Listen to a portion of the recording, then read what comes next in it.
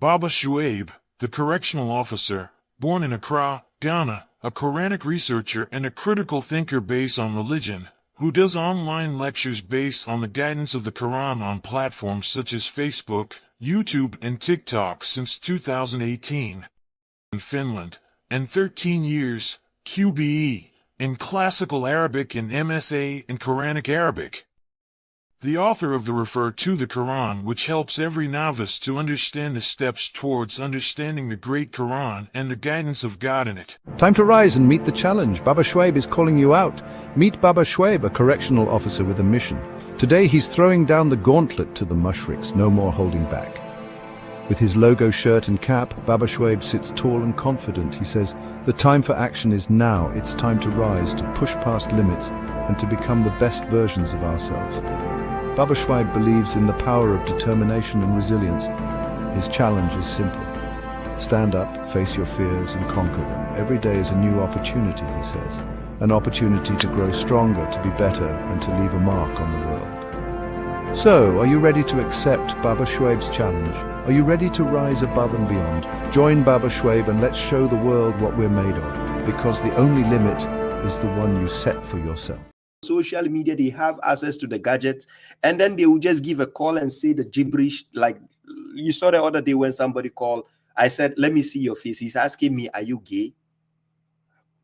I need to see your face, man. Your face. I didn't say, let me see your backside or something from you. I said, let me see your face. He said, are you gay? So a lot of people are not mentally stable in the head. So when you just come to my comment section and say, Baba Shuaib, I want to dialogue, I want to have a debate with you. If you are civilized in the head, then you inbox me.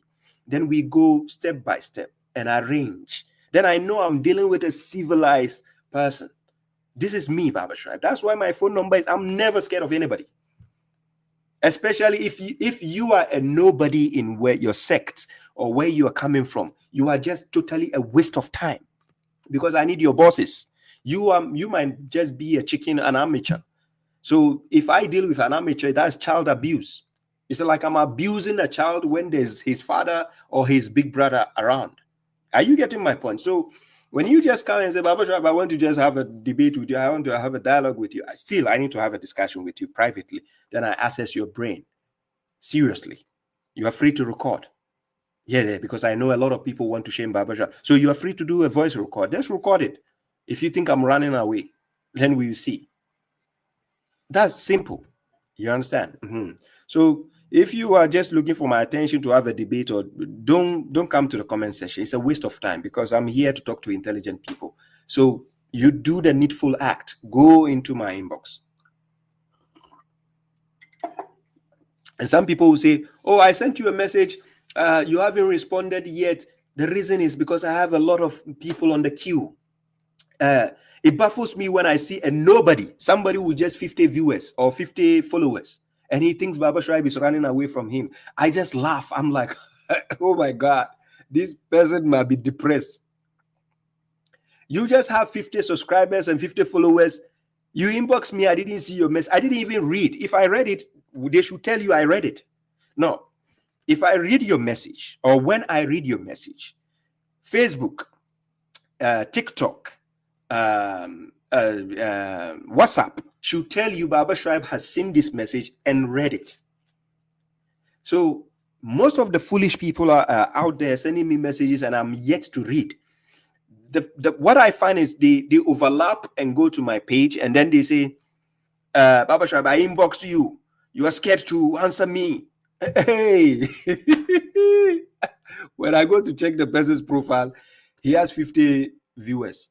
Maybe, and when I say 50 subscribers, how am I running away from you? 50 subscribers. I'm dealing with your big brothers and your bozo scholars, and you think I'm running away from you, chicken or an amateur? You want me to do child abuse? No, I will not. No, come on. Anyways, ladies and gentlemen, I said child abuse. A lot of people are laughing.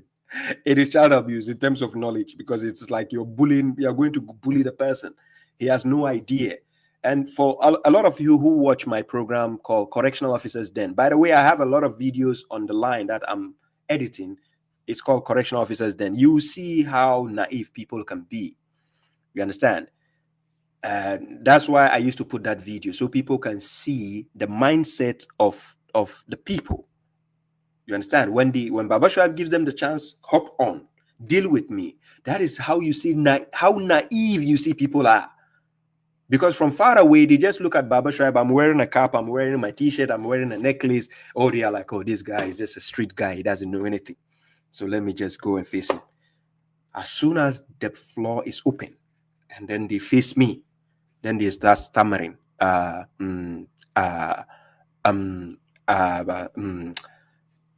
it. So sometimes I just respite them. I just say, okay, go and search for the answer and come back. So for those who watch me on TikTok, you know what I'm saying. I just even sometimes respite them and I say, you just go and find the answer. Come back. And then they go away shamefully and then they never come back. And sometimes when they come back, then they say, oh, you are right. You are right. Anyways, let's go straight to the topic. Anyways, yeah, thank you, Brother Imran. By the way, I played a video before I started, and this video is very, very interesting. I saw the video at the right time, and it triggered me when I saw the lady speaking, and it was like me speaking. But you're so smart that it literally triggers people. A 2021 study showed that exposure to superior intelligence activates smart that it literally triggers people. Now, it triggers people. It can be two ways, right? Two ways how your smartness can trigger people. It's either by triggering people in a good way and triggers people in a sense of hatred. When you're too smart, it's either some people will be impressed by your smartness, and some other people will be threatened by your smartness. And this is real. I'll tell you for a fact, it's real. So you check what she said. A 2021 study showed that exposure to superior intelligence activates our threat detection system in the brain. This study, I actually researched it, and it's true. The study actually shows that when you are dealing with somebody who is highly intelligent than you, that person becomes like a threat to your logic, to your brain. You understand? And sometimes it's just like how will I say it? When a person knows you are smarter than them, right? Sometimes instead of allowing you to take the lead, then they try to be a competitor. So it becomes a problem. When the person tries to become a competitor, it now feels like you are bullying the person because you are way smarter than the person, or you are way smarter for the person. You just take football or take cricket or take basketball and two opposing teams, and one is way smart, advanced, and then the other one is like a mid-level or mid-class. You put them on the same field and see the mismatch. Are you getting my point? So let's bring it back to that analogy here. See what she's saying. The amygdala lights up when we encounter someone visibly smarter than us, and it's the same response we have to physical threats. It upsets us. Thank you. It does upset people, but in two ways. When somebody appreciates you for your smartness, for your intelligence, they don't actually get upset. They actually love what you do because they appreciate your wisdom, your intelligence, your knowledge. They appreciate it. Then the opposite side is the hatred. Everything you do, no matter how intelligent you are, to them you are like a threat. So listen to the end of the video and see the opposing party, what they try to do when they find you as a threat. I ain't even done. But when I tell you this tweet alone made so much sense about my life. It's not just a figure of speech when people say that intelligence hurts the ego. It literally triggers pain response, which makes us sensitive. Intelligence does hurt people's ego. When you use intelligence to strike somebody's ego down, it does hurt the ego because you're using intelligence. So you are emotionally intelligent. You are not actually just using emotions. And that's why I keep telling people all these years that try to hide your emotions and use your intelligence. And that is why when anybody steps on my foot and I'm coming back, I come back 2 times stronger. And if it will feel like I'm bullying the person, I'm just going to crush you. That's how it feels. So dealing with intelligence and putting the emotions aside, you are just going to always be superior than your enemy. And somebody willing to learn from you will just keep admiring your intelligence because they have a lot to learn from you, because they can see it being displayed. They will not see it as arrogance, but the opposing party will always see it as arrogance. Because why? They cannot defeat your logic or your intelligence. So the first word they tag you is he's arrogant. Yeah. If people feel less intelligent around you, they either avoid you unconsciously. Thank you. Thank you. Keeping you to feel better or try to prove you wrong. Thank you. Thank you.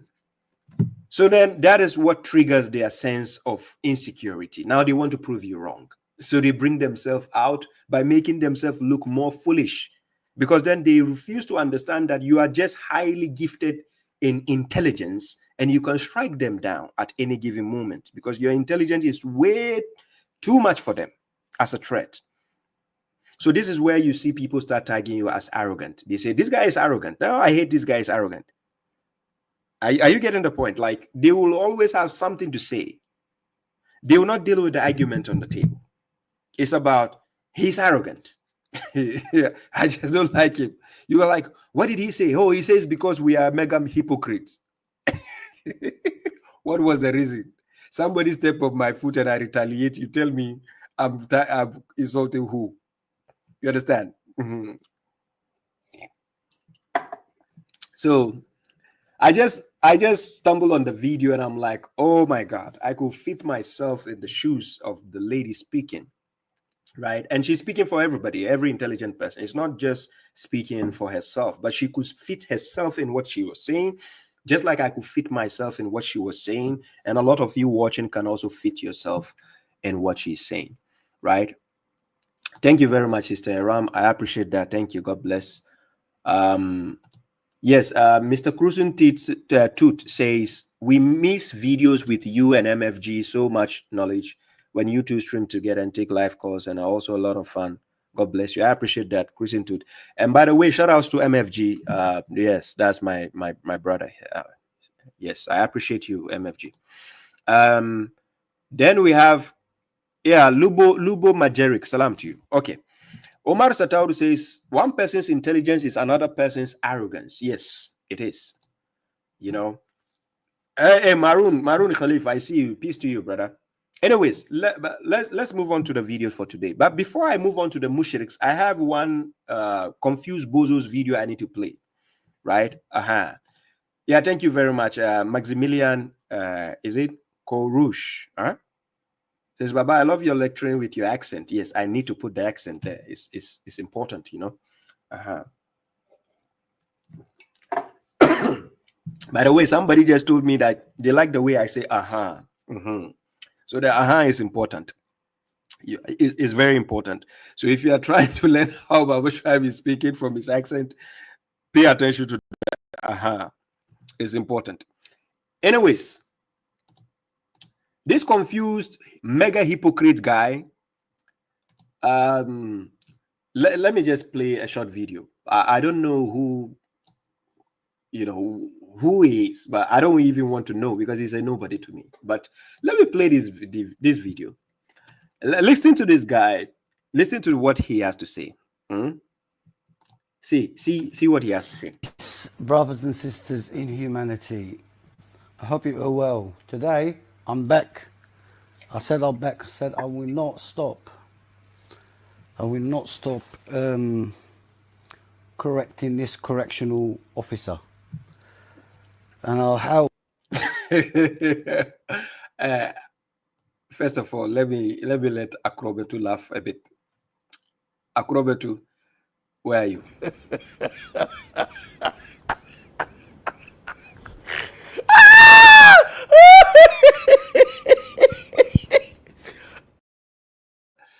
Now, he said he's not going to stop correcting the correctional officer. They want to correct me so badly, but they keep exposing their foolishness. And I'm going to show you how he exposes foolishness. Somebody who came to correct the correctional officer admitted that correctional officer corrected him. So check what he said. I have to. I feel like I have to because he's pretending to be a Quran only Muslim. He says, I'm pretending to be a Quran alone Muslim. That's what he said. All because I said there's a ritual in Islam. There is ritual. You said there's no ritual. So that means you are taking me out of Islam because of rituals. Does that make sense? Anyways, I said there's a ritual. Yours is just to come face me and prove me wrong. Simple. You stand far away in your comfort zone. You say, I'm pretending to be a Muslim. No problem. Anyways, let's go. Prophet. And he's Quran only Muslim. He's pretending to be a prophet. Oh my God. Hey. Hey.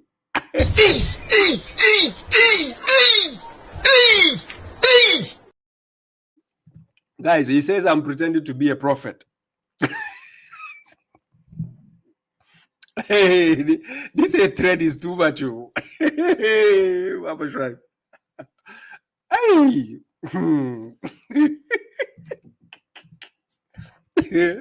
Guys, please, I need help. He said I'm pretending to be a prophet. Okay, let's go. And he's got a gift from God. This guy, in about 3 years from now, he's probably going to say, God spoke to me.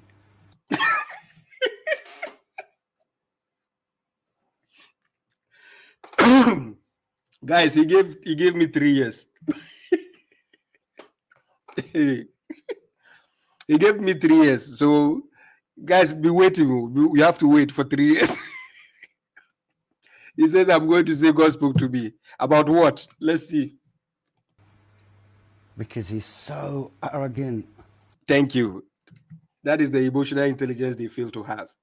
You see? Now, this is the weak ones, the weaker ones.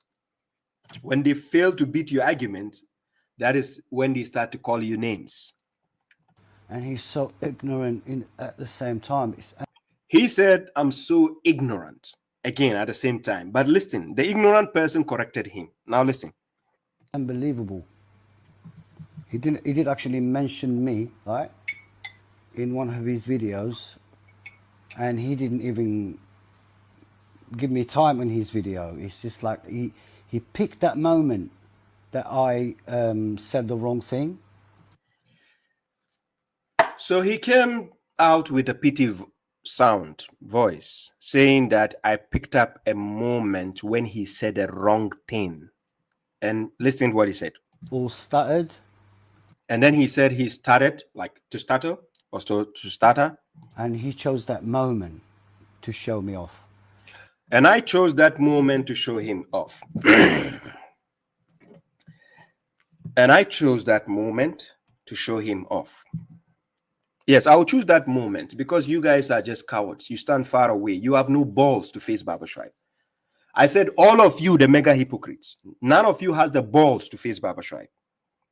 One-on-one, in front of the correctional officer, I'm going to set you up as scapegoat. I said it for a fact. Right? God says in Quran chapter 3, verse 160, God should support you, none can defeat you. I side with God. If you say you are man enough, you have the balls to face Baba Shrike, just show your face, because I've never seen your face, whether you are ugly, you are handsome. I don't know how your face look like, but that's why you don't show your face, because you have no balls. If you have balls, you just give Baba Shrike a call. You say, Baba Shrike, I want to prove you wrong. Can we arrange? Yes. Then let me check your brain, your IQ, and see if you are competent enough. So that you don't come here and do the same thing Megamind did to insult me. No. I need somebody who is sound in the head. Okay. So now this is how emotional they become when they are talking about Baba Shwaib. So I'm going to play the next video. This guy is going to define the word salat to you. After attacking me concerning the word salat, he is going to tell you what salat is. And that is where Akrobetu has to come in. So now let's see what salat is according to the guy. See what he's going to say. 100% sure means prayer. And he's using that, his own silly, really silly explanation of the word. Can you feel the emotions in their speech? Like they are very emotional. They are so petty. Like babies. They cry foul easily. I don't understand. When these people backbite me, throw stray bullets at me, or they throw straight bullets at me, when I do a rebuttal, then they go crying. I don't know why they cry, by the way. They're crying like kids. To trying to prove us wrong. Okay? Hey, I'm not trying to prove you guys wrong. You are already in the wrong. Why will I waste my time proving you guys wrong when you are already in the wrong? You choose a side. You don't want to ritually connect with God. No, you don't want any ritual with God. So you guys are already off the hook. I'm serious. In the real world, you guys cannot fit in. You the following closely, the no ritual. In the real world, you cannot fit in. You are out. Kaput. Which is mental. Honestly, which is like backwards. Let's just listen. So he's saying that we're actually stopping people from doing the salat, and he's translated it as prayer, as physical, up and down and everything, prostrating and doing all this. Yeah. Okay. So he's trying to stop people from do the salat. Okay. Which is the connection with people, with nature, with. Guys, are you listening to his confusion? He's going to tell you what salat is. Kindly listen carefully and see if these people are okay in the head. Listen carefully. He is telling you what salat is. Listen. Do the salat, okay? Which is the connection with. Then he says salat, which is the connection. So he's going to explain to you what salat is. Just listen carefully and see if he is mentally sound. People with nature. He doesn't even have words. He says salat is having connection with people, and then what? With everything. He says connection with nature, with everything. That is salat. That surround us, because we. Everything that surround us, that is salat. We are part of this world.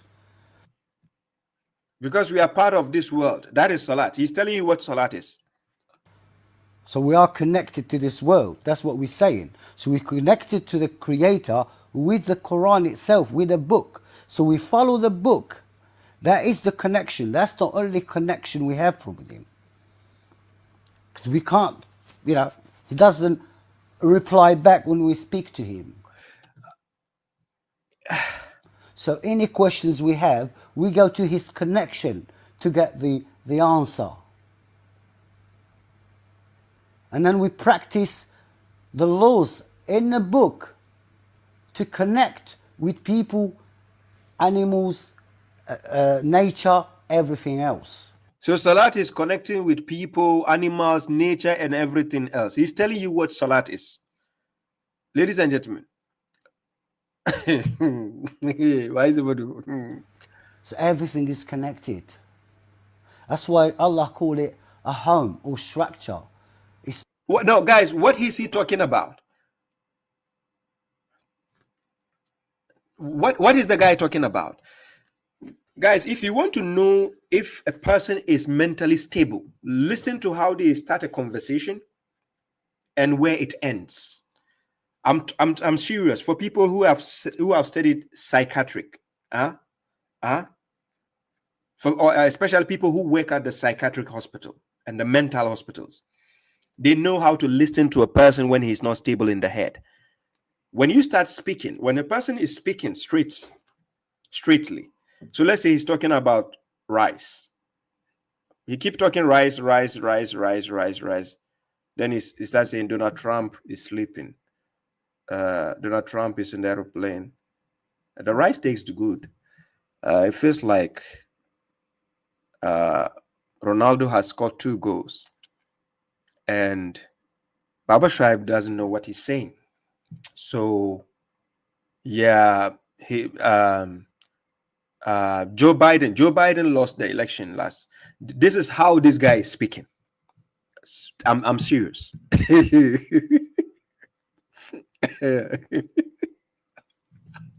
I'm going to play the video that I'm going to play that video, that side. Listen to All that connected.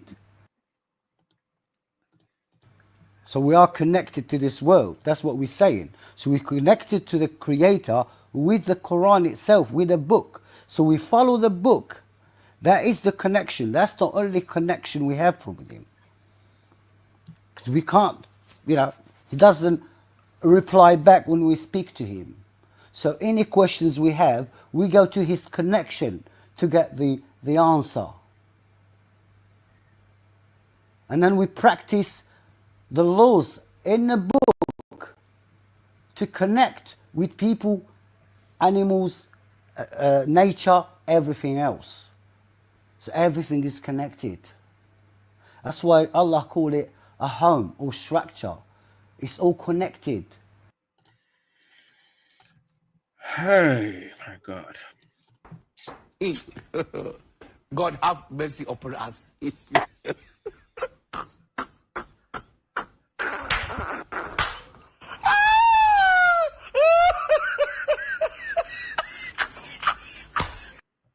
So this is the kind of person who has something to say about Baba Shaib. Yeah, he also wants to say something about Baba Shaib. Yeah. Anyways, I don't need to waste time on this kind of people with the heebie-jeebies and hula balloos. Their teacher, their boss, the snake's head is Hamza Malik. That's their boss. So if their boss wants to come out, yes, I'm ready for him. So I don't need to waste time on the chickens and the amateurs. It's a waste of time for me. You understand? Because psychologically, they are not stable in the head. The Wi-Fi connection, thank you, Sister Diana. Their Wi-Fi connection is not connected well. So I don't need to waste my time. You understand? So let's go on the Mushriks of the month, because they are the main reason that we are here today. So the Mushriks of the month, first of all, let's start with Asim Halakim. This is what he has to offer. My own wife to do that, because once she puts it on, it shapes her shoulders, her back, maybe even her waist, and maybe tightens the abaya so that her chest would also be apparent more than if she did not wear the backpack. If she wants to wear it, she can wear it underneath the abaya, put the abaya on top. No one can see the difference except this hump on the back, but nothing else. But to wear it on top of the abaya, this is totally inappropriate, and Allah knows best. So, ladies and gentlemen, this is Asim Halakim, one of the Mushriks of the month. He says women should not wear backpack. They shouldn't wear it because it brings out the contours of their body. It brings the shape of their shoulders, the chest. It brings the shape of their waists. So according to them, the backpack is haram for women to use from the horse's own mouth. I would not allow my own wife to do that, because once she puts it on, it shapes her shoulders, her back, maybe even her waist, and maybe tightens the abaya so that her chest would also be apparent more than if she did not wear the backpack. Now, what exactly do these guys, these morons, what do they want women to do? How do they want women to dress again? How? Seriously. Like, what else do you want the women to do after forcing them to wear the abaya? They are wearing it. Now, what is your issue of the backpack? Okay, so that abaya is not protecting anything anymore. So the backpack is now a problem. A backpack. Hey. Hey. If she wants to wear it, she can wear it underneath the abaya. What is this? Put the abaya on top. No one can see the difference except this hump on the back, but nothing else. But to wear it on top of the abaya, this is totally inappropriate, and Allah knows best. And Allah knows best. Then refer to the book of God where God says that is haram or women should not do that. If you think God knows best, why are you telling people the gibberish? Those stupid things you keep telling people. Why you keep saying God knows best, and yet you cannot refer to the book of God to show people where God says that. It doesn't exist in the book of God. I don't understand what is wrong with these people. Clowns. Seriously. I don't understand how their mindset works, to be honest. Yeah, salam to you, Omar Jaban. I don't understand, you know. So that is Asim Halakim for you. He says backpack is inappropriate for women to wear, especially the mentally enslaved women, and this is one of them. Covering your face is part of dressing modestly to avoid attraction when you go out. So the danger is I might be attracted to you. Absolutely, absolutely. The reason I wear, there are so many scholars who do feel that the hands and the face do not need to be covered, but there are also scholars who say that yes, that it should be covered. And I feel it should be covered because the most attractive part of anybody is the face. So is there a danger that males in the audience are attracted to every female in this studio's face who's here? Are they putting themselves in some kind of... Not necessarily every female face, but yeah, it could stir some sort of... Passions? Yes, absolutely. Why would it not stir passions in a woman to see a man's face? Well, it's about the burqa, isn't it, and about the woman wearing a veil. Yeah. And it's about why women are wearing a veil. Yes, but I'm interested, if it's about equality, and you feel a sense of liberation, don't you? Why should men not be required to cover their faces too? It's a good point, but I wouldn't question that. If this is how I understand what the scholars have said, then I would do it. And it's God's will? It's God's will. And if you out of your free will choose to be a Muslim, then that's part and parcel of it. And you're closer to the Prophet?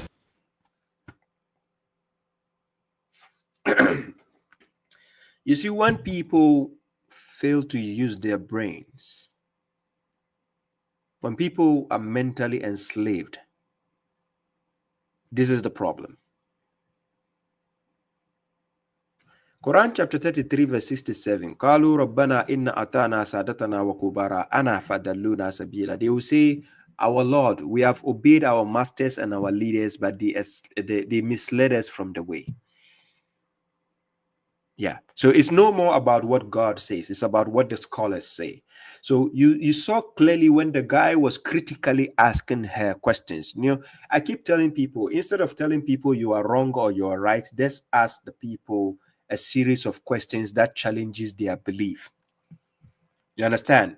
So that they can see the lapses in their own logic in order to come to their own realization independently. They will see the problem. So she saw the sense in the questioning, that what he said. She saw the sense in that, but she went ahead to just say, if you become a Muslim, that is just the package. That's what you just need to do. Is that what God says? Is that what God says? Now, look, listen carefully. I believe covering your face is part of dressing modestly to...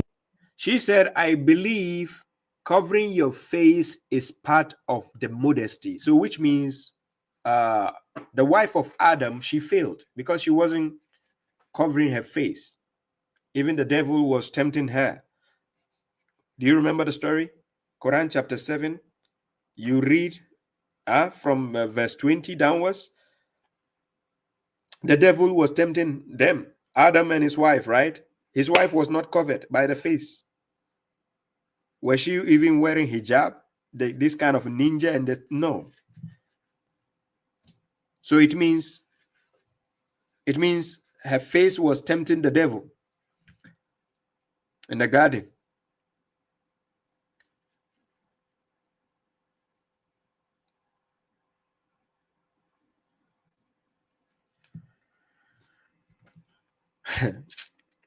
Avoid attraction when you go out. So, Now, seriously, you tell me,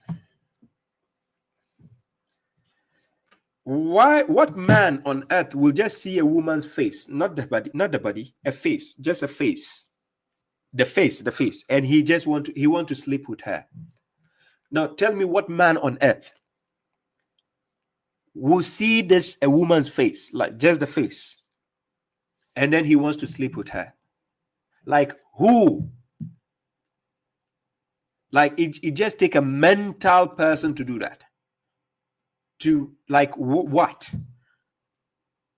What is on a woman's face that you need to see to be sexually aroused? Or you, oh my God.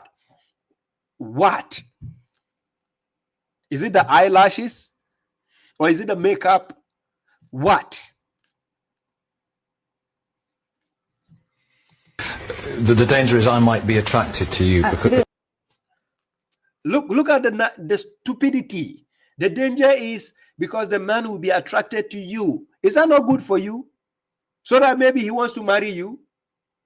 No, seriously. What do you mean? You are covering your face. And what baffles me is they are actually indoctrinating young girls, young ladies in their 18s, 19s, 20s to be covering. By the time you remove this burqa, you are already old. Nobody will see you to marry you. I'm serious.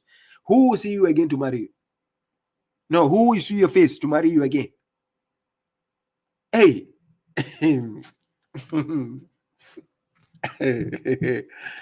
Absolutely. The reason there are so many scholars who do feel that the hands and the face do.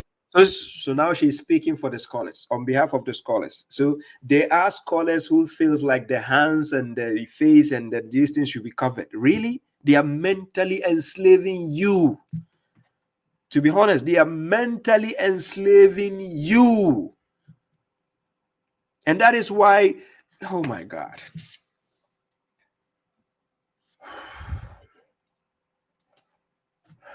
Do not need to be covered, but there are also scholars who say that, yes, that it should be covered. And I feel it should be. So now she's speaking for the scholars. There are scholars also who said, you should be covered. So scholars, the religion has become for the scholars. Scholars decide what God says. The scholars have to decide. So it's not God's decision anymore, right? We practice the deen, that is Islam, the religion, for God. In the deen, in the Lail Islam, Quran chapter 3, verse 19. Indeed, the religion with God is the submission. So God wants us to submit to him. So where did God command these nonsensical things you guys have been practicing? Where did God command that? Where?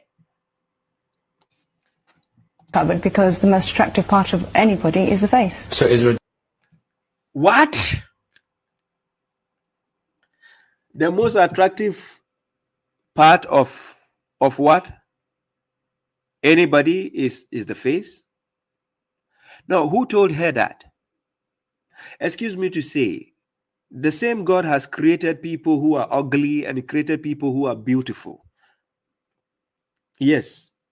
But to be honest, it is not always the face which is the most attractive part. Yes. So I don't know who told her the most attractive part of anybody is the face. What do you mean by that? We have people, we have ladies. Let me just hypothetically, let me just speak about this. We have ladies who might not appear beautiful in the face, but they are naturally endowed. They are attractive in terms of embodiment. So it's not about the face. Are you getting me? Then we have ladies who are beautiful in the face, but they wish they have this natural embodiment from another lady who doesn't have the beauty on the face. So it is not about the face. This is so stupid, dummy, to think you have to cover your... A man gets attracted to you. First of all, he needs to see what you look like. That is the face. That part is not sexually attractive. It's just attractive as by, seeing your face, you're handsome or you're beautiful. That's it. It doesn't arouse anybody sexually. So seeing your face has, oh my God. Anyways, by the way, when these people go to the toilet, they take this ninja off. Is the devil not in the toilet?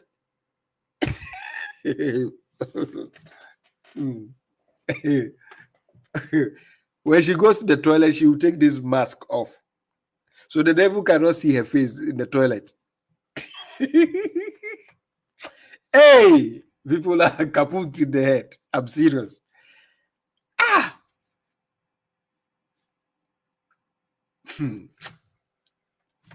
And by the way, she will even get half naked in the toilet. And the devil is watching her and says, look at this stupid woman.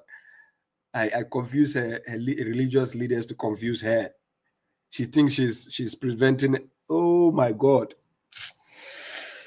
Danger that males in the audience are attracted. And she goes to shower. Is she wearing that burqa again when she goes to the shower? Is the devil not there to watching? As a matter of fact, they are lucky the devil doesn't use a smartphone. He will have taken a lot of pictures.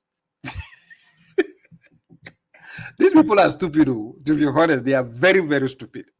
To every female in this studio's face who's here, are they putting themselves in some kind of Not necessarily every female face, but yeah, it could stir. It could say what? No, what? So the woman face displayed on the program, and the naivety I see from some ladies, they are saying that, oh, putting your picture on Facebook or YouTube or is haram. What? Putting your face on Facebook is haram? How? No, how? Some sort of passions? Yes, absolutely. Why would it not stir passions in a woman to see a man's face? Thank you. When you go to Quran chapter 12, you read, I think, verse 30 downwards concerning Joseph when he came out and then the ladies were having the knife and some of them slit their hands when he came to walk in front. Imagine Joseph covering his face and covering his body and everything. Can you imagine when Joseph came out and walked in front of the ladies like a model? That is exactly like a model. He came out walking in front of the ladies. So can you imagine Joseph covering his face and covering... No, what? Okay. This is the question she was asked. Stir passions in a woman to see a man's face? Well, it's about the burqa, isn't it? And about... So this is how she avoid. You see, when you ask people logical questions that challenges their faith, their belief, they themselves start to see the lapses in their logic.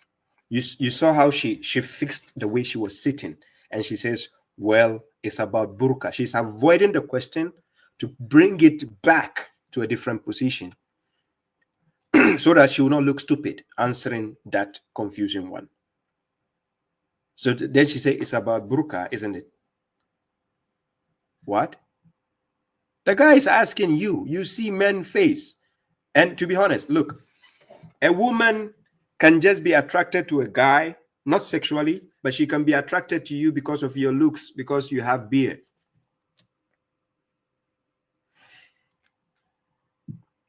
And then she will say, oh, he's handsome. You understand? Because she sees the face. So now, if you, the one wearing the burqa, you can now see a man whose face is not covered. Are you also not attracted to a man? Don't you get attracted if that is the logic she's using? Now, if that is the logic she's going to use, can't she also get attracted to the man and say, oh, I like this guy because he doesn't have beard, or he has bald beard, or I like this guy because his beard looks nice. Seriously. So, men, we have to also start wearing burqa, to be honest, especially the models, the guys who are doing modeling. You should start wearing burqa also, because women can... Hey, oh my God. The woman. wearing a veil. Yeah. And it's about why women are wearing a veil. Yes, but I'm interested if You see, she's avoiding what he was asking. She's avoiding that. He's interested in finding contradiction in what she's saying. And she's avoiding to answer that. Because when she answers that, she will look stupid. Yes, Muslima, I saw your listing. Exactly. That's what they do, cosplaying. Yes, cosplaying. It's just, I call it Halloween costume. This is Halloween costume. Yes. Yeah, and some of them do it because of culture. Yes, that's true. I've seen people from Afghanistan and so on. They do it. Yes, the Saudis, Yemenis, it's embedded into their culture. Yes, they do. They do put it on.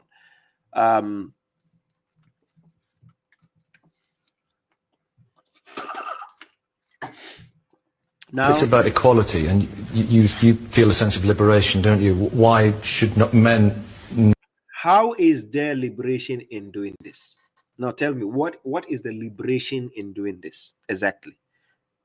How does a woman feel liberated dressing like this? Where's the liberation? Not be required to cover their faces too.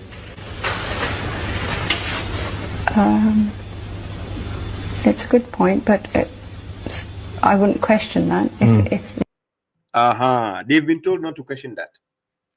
She told him it's a good point, but she will not question that. Yes, because the religion she belongs to will castigate her.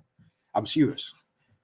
They will castigate her mercilessly, especially if she's married to a Sunni or she's married to an extreme Shia member, or they are really, really going to castigate her if she try to question that motive. This is how I understand what the scholars have said. Then I would. This is how I understand what the scholars have said. Mentally enslaved by the scholars. It's not, this is how she understands what God has said. This is how she understands what the scholars have said. And she will not dare question them, because you have to listen and you obey. Don't question. No, don't question the scholars. They will not agree. They will not allow you to do that. Do it. And it's God's will. It's God's will. And if that's the foolishness again. When he asked her, is God's will? And she said, yes, it's God's will. That's how foolish she is. I'm serious. That's how foolish a person like that is. Because she's way beyond foolish. And when I'm saying she's foolish, it's not that I'm insulting her. Her sense of judgment is foolish. So that's why I'm saying she's foolish. Who is a fool? Somebody who lacks good judgment is considered a fool. So then when I say she's foolish, exactly what she's saying makes her look foolish. if you out of your free will choose to be a Muslim, then that's part and parcel of it. And you're closer to the Prophet. So it makes people think that this is what Islam is about, when it has nothing to do with Islam, to be honest. It makes people think this is what Islam is about. So, ladies and gentlemen, that's the problems you find in your daily lives around you, with the people around you. Yeah, the Sunnis, the Shias, the whoever, you understand? So they think by doing this, it makes you get closer to the Prophet, because they think, according to them, you are following the Sunnah.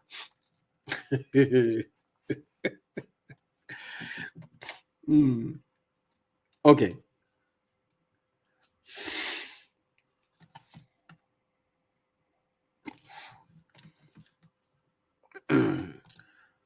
Quran explanation says, I don't agree West is intellectually ahead. They don't even know difference between men and women. They are totally confused. We are not talking about West here. Neither are we talking about East here. Yes, we are talking about the mental enslavement of people. It could be every corners of the world. It could be anywhere. Yeah, even in the Arab world, even in the Western world. People are mentally enslaved, be it one way or the other. We understand. But as a human being, you need to liberate yourself from mental slavery.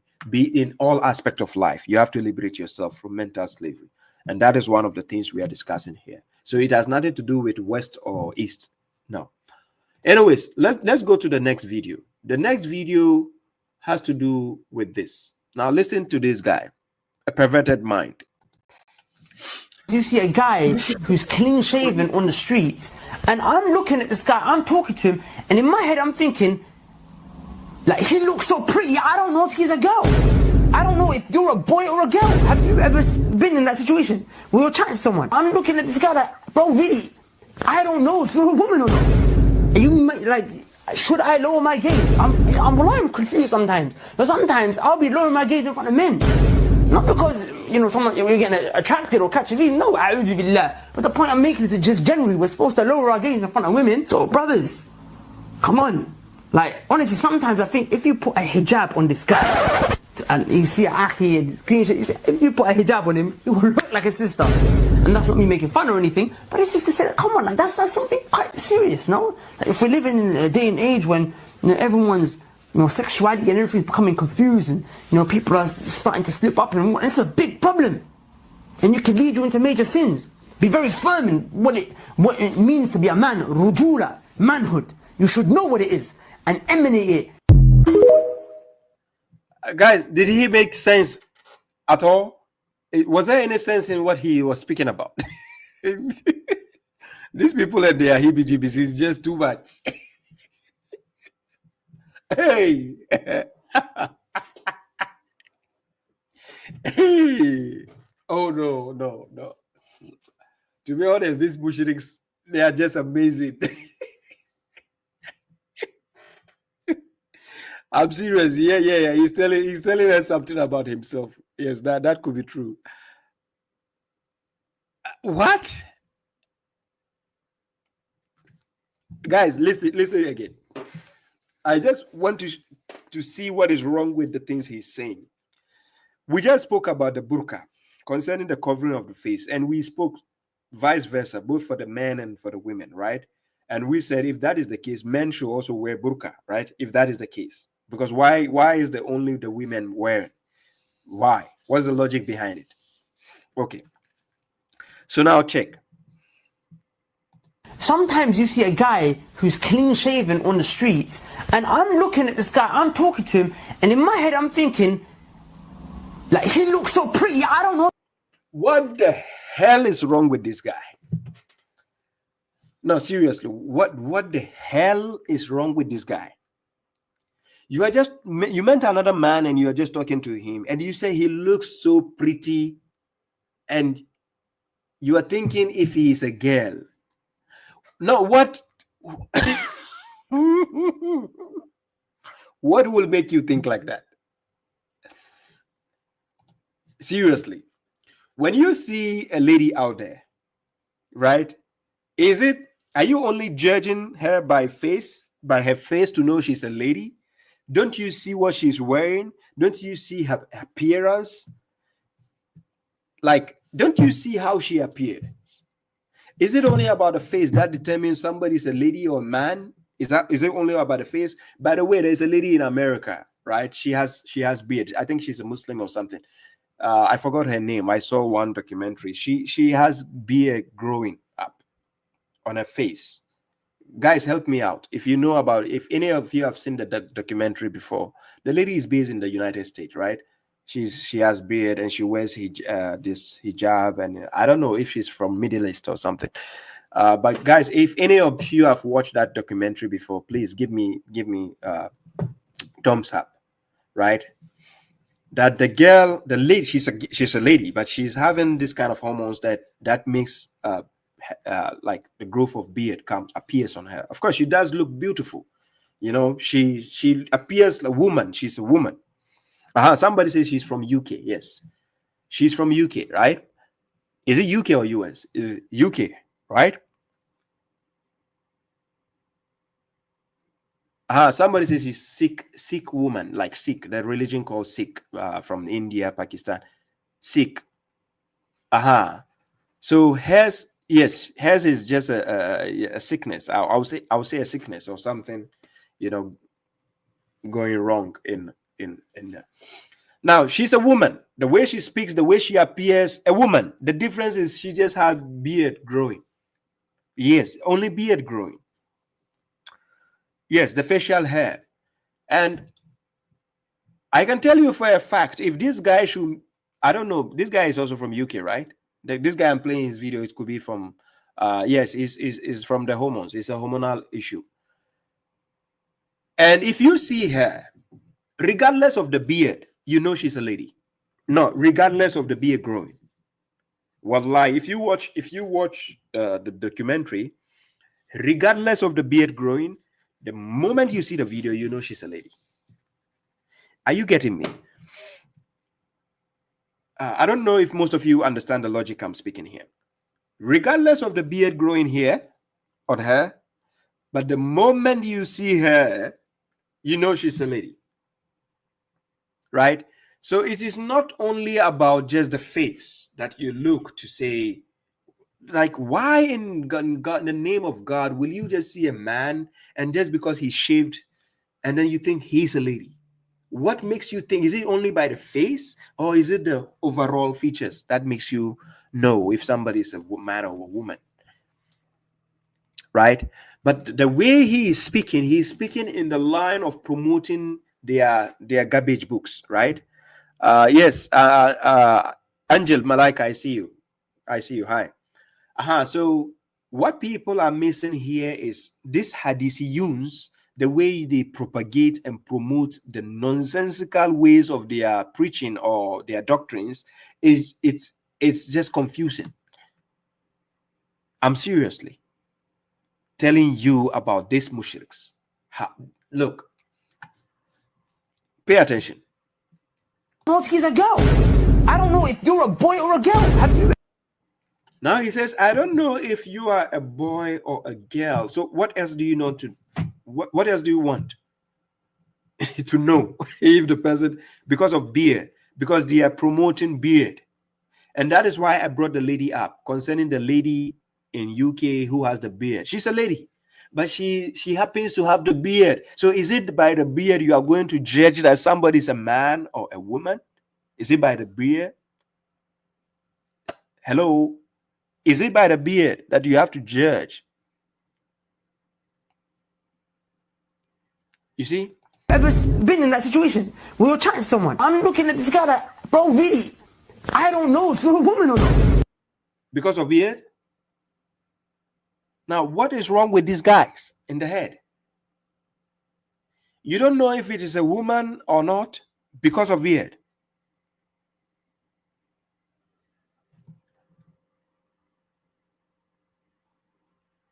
How? Look, me growing up in Ghana, in my community, I know one woman. She, of course, at that time she was above the 40s or so. She had beard, like a mini beard growing on the right side of the chin here. Yes, she had a small one like this growing on one side, but she's a woman. So is it by the face you just decide that somebody's a woman or a man just by the face? Seriously. These people will have eventually tagged Joseph as a lady if Joseph was existed in our time. this kind of person would tag Joseph, Prophet Joseph, as a woman. They will eventually do that. Yes. So if you are around a person, yes, Muslima, if you are around a person like this who has a perverted mind, it means don't shave. You don't dare shave. Now this guy will think you are a woman and he will go dating you. I'm serious. This kind of people. Oh, haven't you seen videos of people like him, like this kind of sheikhs, and who have been sleeping with kids, boys in the madrasas, the masjids, and so on? That the documentaries are there. Search it for yourself. I'm not joking. I'm not lying. They do, you know, rape some of the kids, and it's not a joke. You might, like, should I lower my game? And by the way, when we say lower your gaze, people are mistaking lower your gaze to mean look down like this. So let's imagine you are standing, right? And then you are standing in front of a lady who is naturally endowed, meaning she's from head to toe, she's naturally endowed. So maybe her contours of her body, the shape of her body, she appears presentable, maybe attractive. So some people think when we say lower your gaze, it means look down. So it means if you're looking down and let's say she's standing in front of you and she's facing forward, are you telling me lower your gaze now? You're going to be looking at her backside or what? Her thighs or what? That's not what lower your gaze is talking about. Lower your gaze means lower your looking, meaning the way you keep looking. You know, when you see an attractive person or attractive lady, or maybe somebody appearing, like as a sexually attractive person, you know, when you are looking at that person, the more you look, the more you are having a perverted thought. So you need to avoid watching. So just like we watch movies and we see people in bikinis and we see, you understand, the more you keep staring, the more you are having the perverted thought. So what happens is lower your gaze means if it is TV, you can just skip and go to the next part. That is how to lower your gaze. Lower your gaze to these mushriks. According to them, they think it's looking down. That is lower your gaze. And so when I'm around these mushriks, I see a lot of them doing that. When they see a lady and then they are trying to act like they are putting their head down. What are you putting your head down for? No. What are you putting your head down for? Seriously. You are talking to a lady, look at her in the face and talk. Lower your gaze. Don't go staring at her boobs or staring at her backside or her hips. That's what it's meant by. You understand? Be focused on who you are talking to or who you are dealing with. Don't be, understand, going on the side of her body and checking her body and waistline. And so this is why they will go to the extent to tell the ladies, don't wear backpack and don't wear tight clothes, because they've been staring at them. This same mushriks, they've been staring at the ladies. Yes, they do, to be honest. Ayman, he once said it in the video, right? He told the ladies to stop wearing the belt. When they wear the abaya, they shouldn't wear the belt around their waist because he thinks they are looking, and he says they will be 500 years away from the paradise. What? I'm confused sometimes. But sometimes I'll be lowering my gaze in front of men. Not because... He says sometimes I'll be lowering my gaze around men. What? No, what does it mean? Sometimes I'll be lowering my gaze around men. He is lowering his gaze around men. Now, is this guy what I'm thinking he is?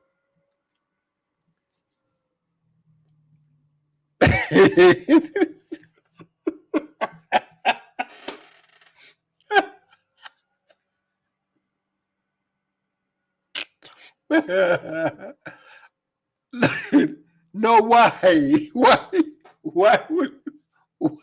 as a man, why are you lowering your gaze when you're with men? What is wrong with you, dude? Seriously. In the beginning, you said you saw a guy and you thought he was a lady. Now, why will you have that thought in your head in the first place? This is confession, right? We call it subconscious confession, right? Sometimes I'll be lowering my gaze in front of men. Not because, someone, you're getting attracted or catch a feeling. You see what he just exposed himself. He says, not because you are getting attracted or catching feelings. Hey, catching feelings for men? Why in the first place will you lower your gaze in front of men? If you are not catching feelings for the man, why will you be lowering the gaze?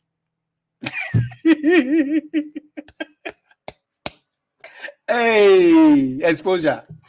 These mushriks will not cease to amaze me with the way their logic works, the mindset works.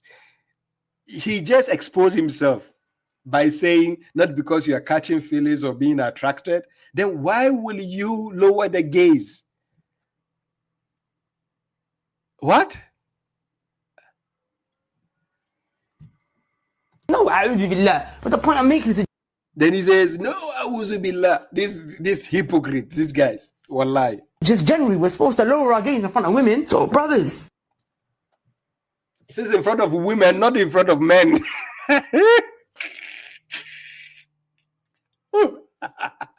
Lower your gaze in front of women, not in front of men. Dude, you go lowering your gaze in front of men, and you said not because you're catching feelings and not because you're attracted. Then why are you lowering your gaze in front of men? Seriously, dude, what is wrong with you? No, seriously, what is wrong with you?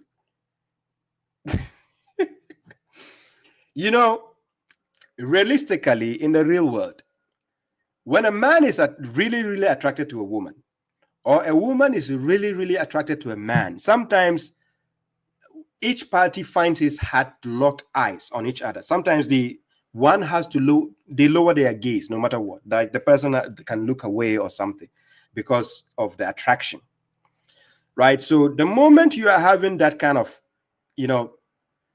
the reason why God wants us to lower our gaze is because of sexual attraction, not just because of attraction. Because of course, if you have to marry a lady, you will eventually be attracted to her. You see her face, you'll be like, oh, I like this lady or something, right? But when we are talking about sexual attraction, it's a different thing altogether. It's about getting into, like, trying to put your mind to a place it doesn't belong. You understand? So that is why some people who are perverted in the head, they can actually lust after a woman, even if she's wearing a hijab or habaya or burqa or something. They can lust after her because they try to imagine those dirty things in the head before even going to act on it. So that is why, regardless, even I have watched documentaries in some of the Middle Eastern countries where a lady, no matter how she's dressed nicely, somebody wants to sleep with her. Somebody wants to rape her. Somebody wants to go and hide and seek in her room and sleep with her, even though she's not sexually presenting herself out there. You understand? So that is what a perverted mind does, because the person is already perverted in the head. So he pictures everything in the head before he goes to act on it. So this is some of the things that watching pornography can cause a person to do. So a lot of this type of people, the shuyuks and a lot of them, this is how they enjoy. They watch the pornography. So regardless of if a lady is dressed presentably in such a way that she's hiding the contours of her body, this is eventually how some of the shuyuks will go sleeping with such a lady. Because it's not about her exposing herself anymore. It's about the things he goes to watch, and then he pictures it in the head, in the mind, and he's like, oh yeah, I can do the same to this lady. Are you getting the logic there? So the perverted mind, it starts from within. The person is already kaput in the head. So that is why this kind of person is already exposing himself by saying that, oh, I need to lower my gaze in front of... Why will you lower your gaze in front of other men? Why? Are you sexually attracted to the other men or what? So why lower your gaze? For what? Because it is due to sexual attraction. That is why God told men to lower their gaze with women, and women should lower their gaze likewise for men, due to sexual attraction. Not because of facial attraction. No. It's because of sexual attraction. So let's go. Come on. Like, honestly, sometimes I think if you put a hijab on this guy, and you see Aki, if you put a hijab on him. If you put hijab on the guy, you want him to become a woman? He will look like a sister. He will look like a sister. Now, see, what is wrong with this guy? Hey.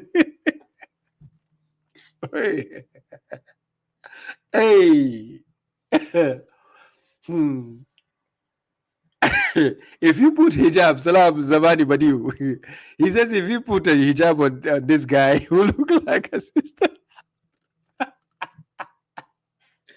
Yeah, Muslima, that's true. Yeah, they do because of that perfected mindset. And then that is why when people are perverted in the head, when they get exposed to this European or Western women, if given the chance, they will rape the women, because the person is already perverted in the head. You understand?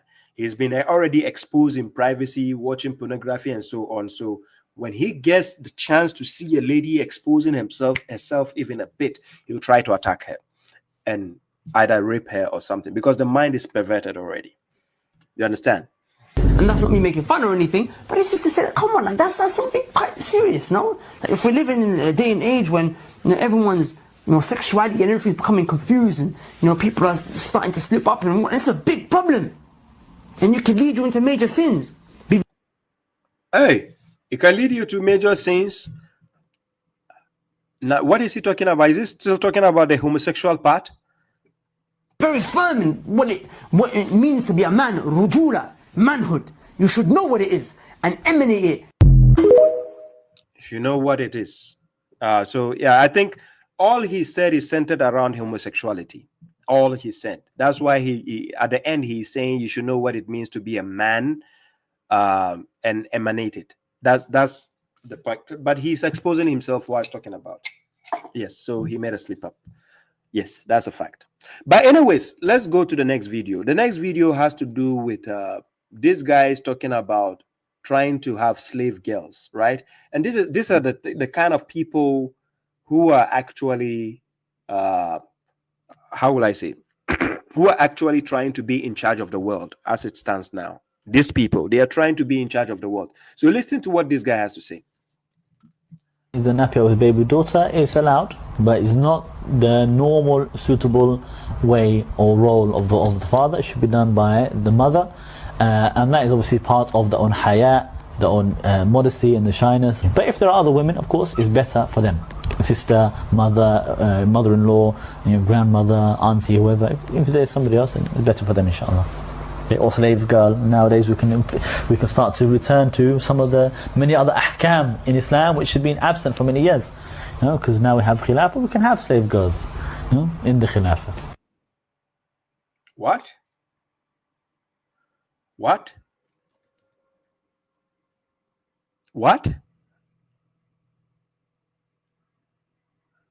Look.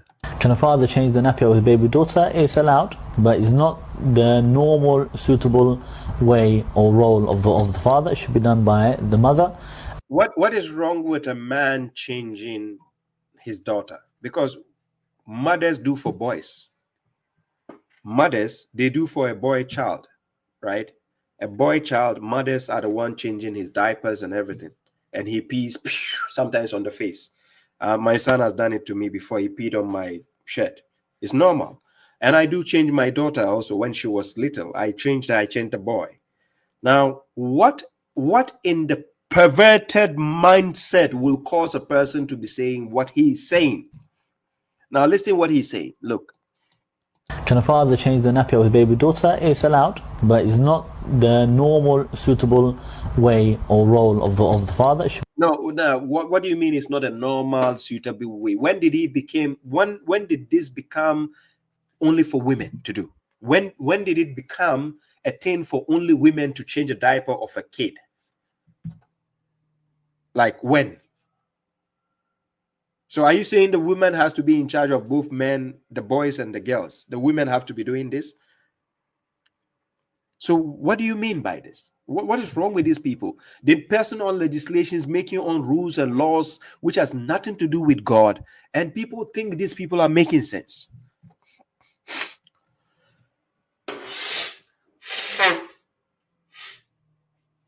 Seriously. People think these people are making sense when they are saying all this gibberish. Now, look, let's go forward. Listen. Be done by the mother, and that is obviously part of the own haya, the own modesty and the shyness. But if there are other women, of course, it's better for them. Sister, mother, mother-in-law, grandmother, auntie, whoever. If there's somebody else, then it's better for them. If not for the sake of perversion in the head, why should a father not have access to his own daughter? She's a kid, 1 year, 2 years, 3 years, and he's changing her diapers. What is wrong with doing that? Unless if the father is actually perverted in the head. Seriously, then he wants to do something to the kid. So what about our women taking care of our boys, our male children? So are you also saying the women should not do for the boys also? So now it's the men who have to do it for the boys? And then the women will now do it for the girls. No, what the hell is wrong with these people? What kind of mindset do they actually have in the head?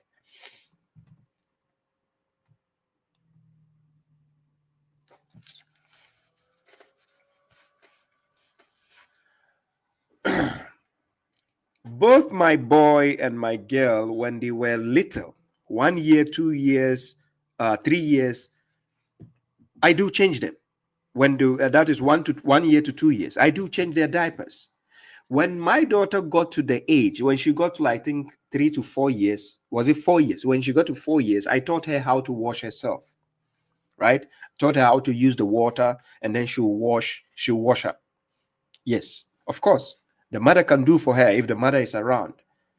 But then you teach the kid, because kids are fast learners. Kids can learn things faster. The moment they can start eating on their own, and you can teach them how to do it themselves. And they can do it. You understand? But then if you said the kid is 1 year, 2 year, very little, and then you are saying, oh, it's a girl, so the man should not do it, the woman has... No, seriously, don't go to that extent. All of them can do it. There's nothing like, oh, the man should not go next to his daughter. What the hell do you mean? Unless if the man is really, really perverted in the head. For God's sake. For them, inshallah. Or slave girl. Nowadays we can start to return to some of the many other ahkam in Islam which had been absent for many years. Because now we have khilafah, we can have slave girls.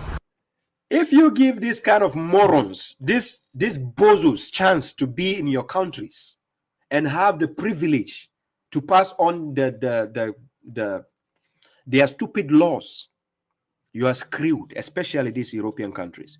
I see UK giving the initiative, allowing such nonsensical things to take place.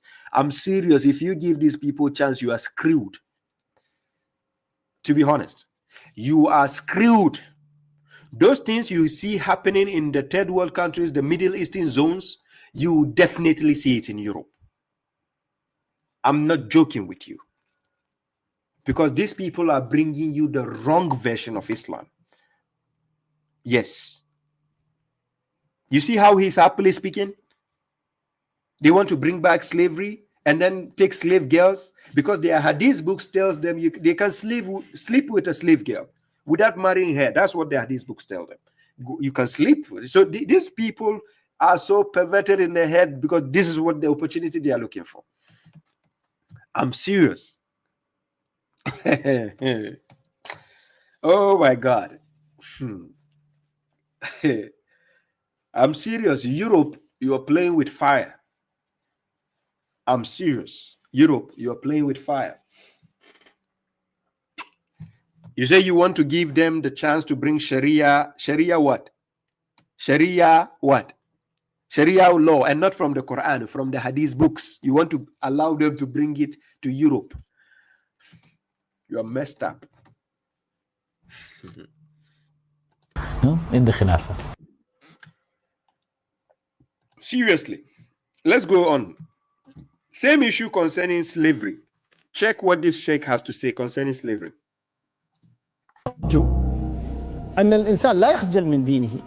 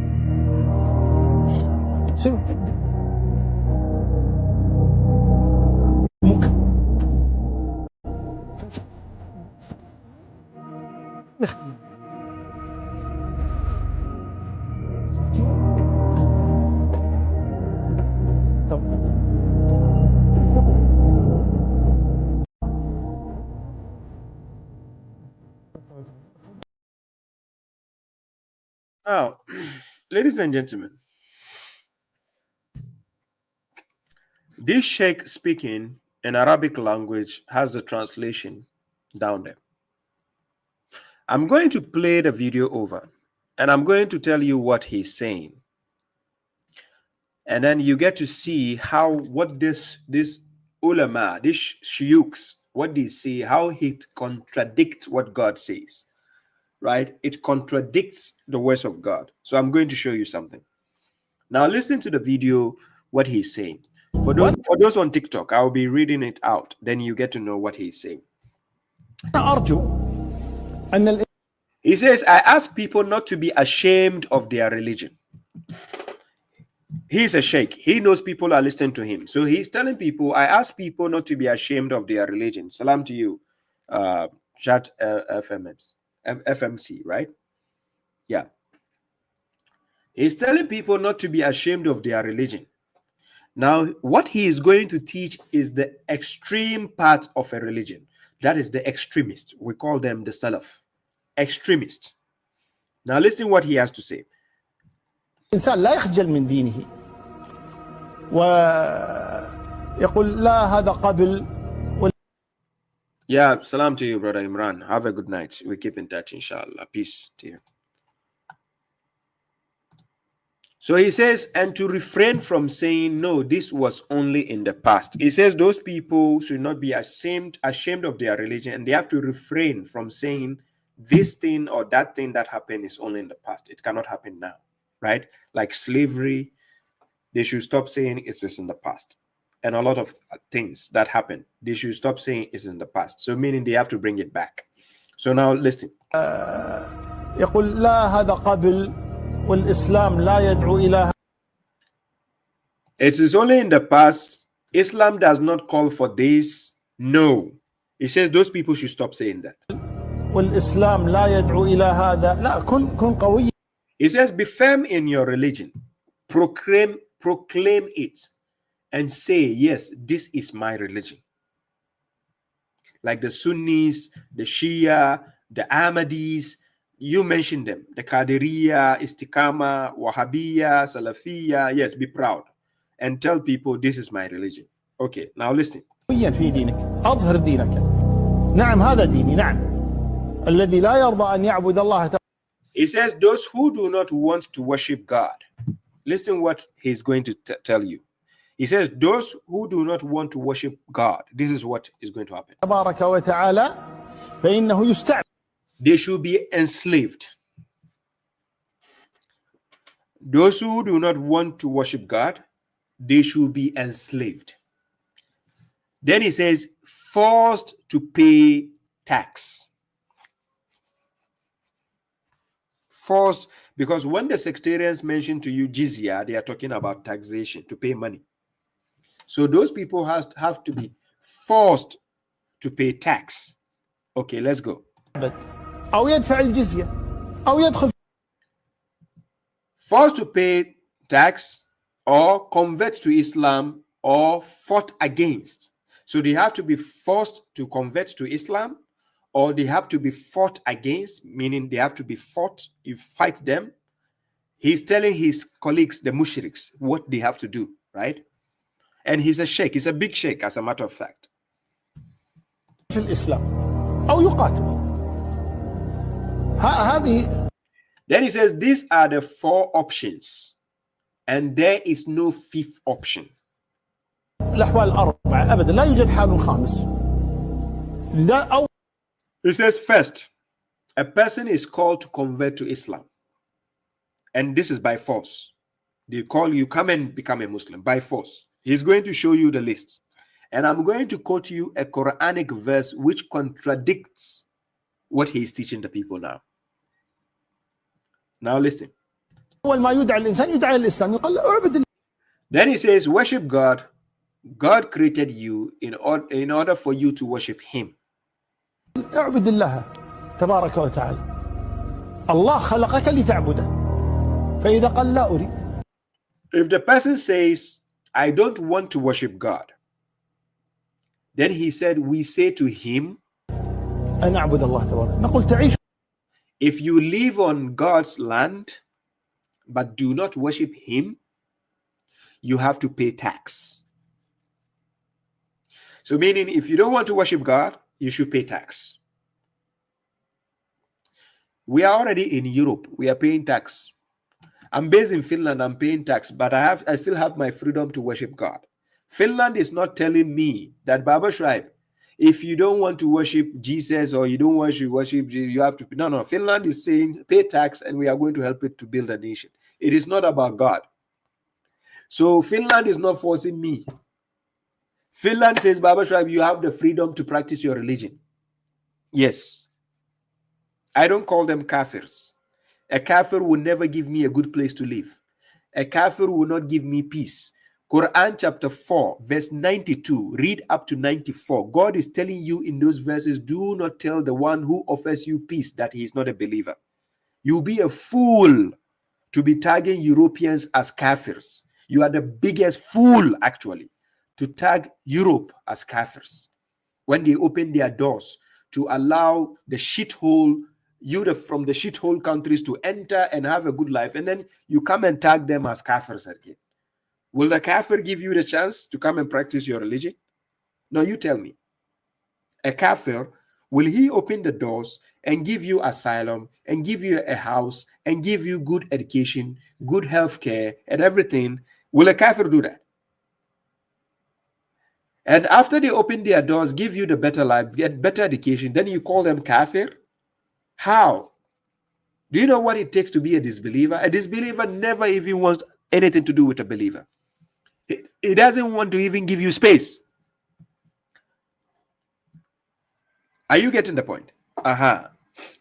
So when you say, after the people open their doors and then you call them kafir, something is wrong.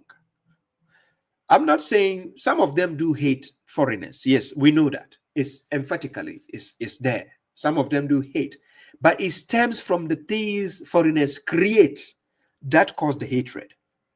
It always stems from what foreigners created or have done that cause the hatred to actually rise up. You understand? Not all of them hate you. If all of them hate you, they will never open their doors for you to come in.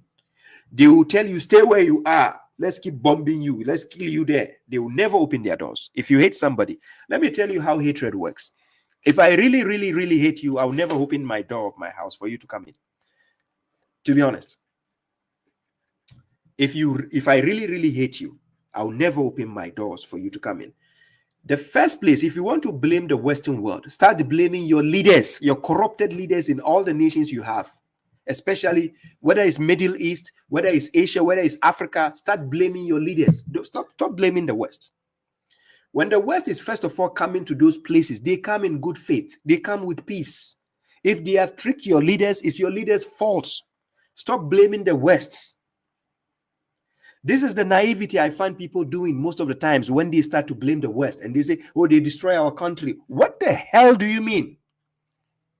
You open the doors for them to come in, first of all. How did America has its own bases in Iraq and Iran and so on? How did they have their base there? Who opened the doors for them to say, okay, come, you're my friend? Was Gaddafi once not a friend of America and UK? Gaddafi that they killed, was he once not a friend of theirs? Didn't he once do business with them? So at the end of the day, they will pass around and attack you because you were once their friend. You just want to betray them. You right now, the reason why some of you are calling Saudi Arabia hypocrites, because Saudi is the friend of the West. That is why some of you are calling Saudi Arabia hypocrites. Is that not the case? So if tomorrow, God forbid, and there's a fight between America and Saudi, then you say, oh, the West is destroying Saudi. What? When your leaders actually happily sat at the table to make a discussion, to make the deal, to make the businesses, and when things start going wrong, they say, oh, they are destroying our nations. So you think the West want to destroy you and then will allow you to come again to join them? Why don't you first question your leaders? And especially when I hear some of the Africans saying, oh, the Europeans enslaved us. They came to Africa and then they enslaved us. Look, go and read your history well. Some of your leaders sold you to the white people. Go back, ask the kingdoms in your Africa and see how the slave trade was done. The kingdoms, especially in Ghana, the kingdoms we have in Ghana sold the weaker tribes to the white man. Yes. So it's not like the white man just brought sheep and say, hey, get on board, I enslave you, go. That's why they call it slave trade. Stop acting on ignorance and judging people with foolishness. Learn something before you judge people blindly. So when these people open their doors and give you and grant you asylum, do you think they are foolish? They can actually tell you, okay, we don't need the foolish one. We need the wise ones. Are you telling me the West cannot do that? Are you telling me the West cannot do that? They can say, we don't need the foolish ones. We need the educated ones among you. Come. But they are opening the doors for everyone. They are even opening the doors for the perverted mind, the kaput, people with autism, people with madness. The West still open the doors for you to come. Because your leaders caused it. Your leaders are the ones signing the deals. Go back and read your histories and see what your leaders are doing. Don't just keep blaming the West. You'll be a fool if you live in the Western world and you're blaming the West for anything. You are the biggest fool to do that. When they gave you the better life, the better education and everything, and then you sit there and you blame the West again and say they are kafir. Who the hell give you the right to say that? Don't you read the Quran? Quran chapter 4 verse 94 is telling you, don't tell somebody who offers you peace that he is not a believer. You'll be a fool to tell somebody who offers you peace and grants you asylum, and then you say he's not a believer. Then why is he accommodating you, a believer, to come and damage his country? So is that what you are thinking? Now you come to his country to damage his country. And then you say, oh, they damage our countries, so we are coming to here to damage theirs. Let's go. في أرض الله ولا تعبده ادفع الجزية. يقول ولن أدفع الجزية. So now he says, if you live on God's land but do not worship him, you have to pay tax, right? Then he says, تعبده ادفع الجزية. But if he says, I will not pay the tax, listen what he says. If he says, I will not pay the tax, يقول ولن أدفع الجزية. فإذا رفض أن يعبد. If he refuses to pay the tax, if he refuses to either worship God or pay the tax, then this sheikh says, we say to him, ورفض أن يدفع الجزية نقول له. Then he says, we have no choice but to fight you.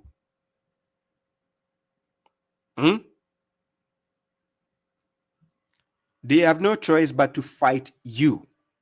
That is what their doctrines is telling them.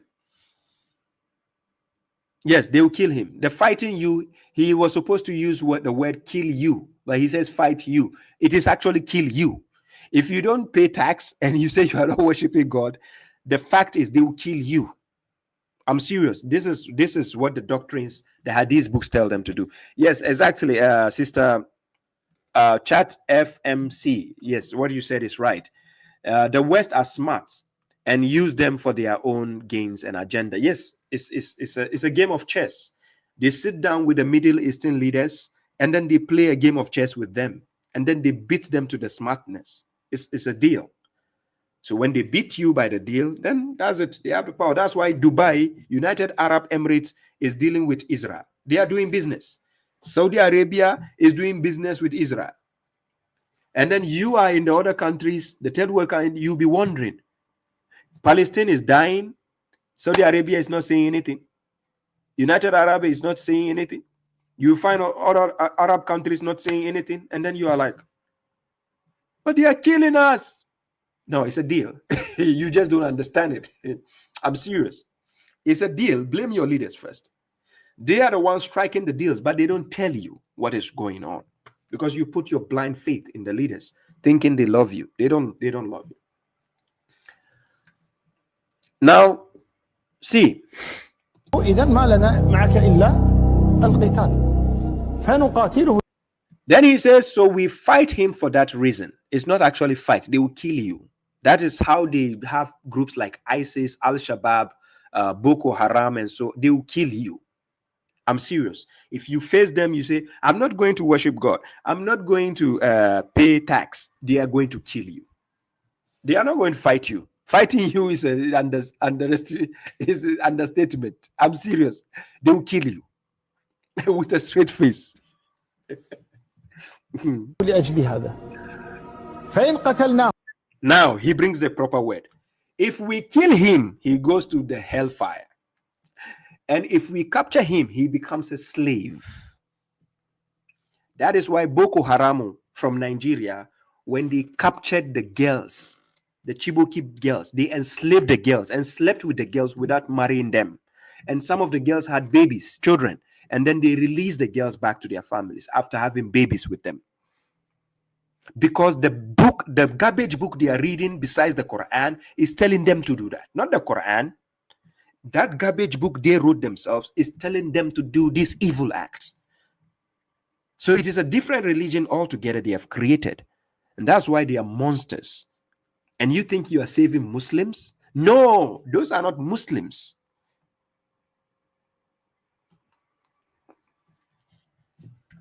فهو في النار وإن أسرناه فهو من السم يصير عبدا رغما عنه لما رفض أن يكون عبدا فهو من السم.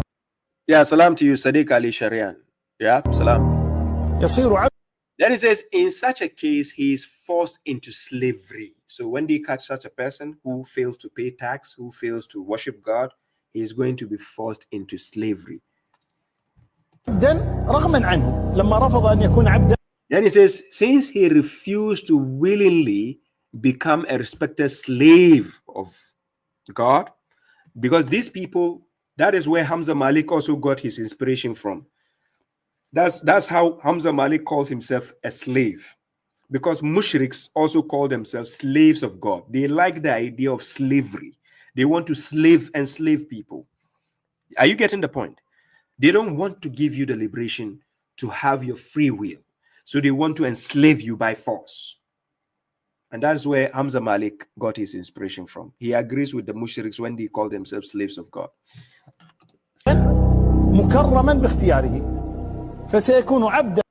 Then he says he shall become a despicable slave against his will. حقيرا بدون اختياره. هكذا هو. This is the way things go with people who do not worship God. Are you seeing what he's saying? Okay. والأمر بالنسبة للذين لا يعبدون الله تبارك وتعالى. He says, don't feel sorry for them.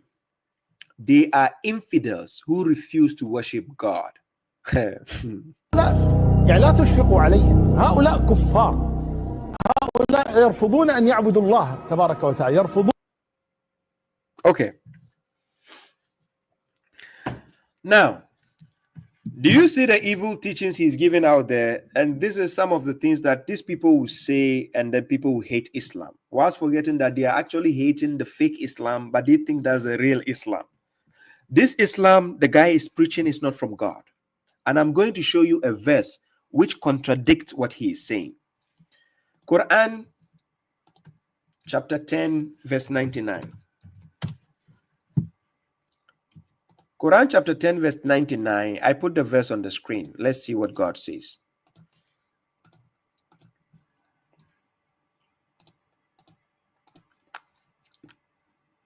Yeah. So Quran chapter 10, verse 99. God says, if your Lord had willed, whoever is on earth would have believed, all of them entirely. Then he says, so would you compel the people until they become believers? Would you do that? Will you do that? That's what God is asking. And if your Lord had willed, he's telling the prophet, if your Lord had willed, whoever is on earth will have believed, all of them entirely. Meaning God, with a blink of an eye, God will let all of us become believers if that is what he wants. But now he's asking the prophet a question. So will you compel? The word tukrihu, it comes from the word ikraha, that is to compulsion. God says there is no compulsion in Islam. There's no compulsion. So now God is asking the prophet, will you compel, or are you going to compel the people until they become believers? So are you going to force people to become believers? Hey, Quran chapter 18 verse 29, God says the truth is from your Lord. Whoever wills, let him believe, and whoever wills, let him disbelieve. It's a choice, free will. They don't want to believe, fine. If you have a loss of the nation, then people has to abide by the laws, but it doesn't mean they have to worship your God by force. They don't want to worship God, that's up to them. Are you getting my point? So whatever this person says contradicts what God is saying. It's a total contradiction.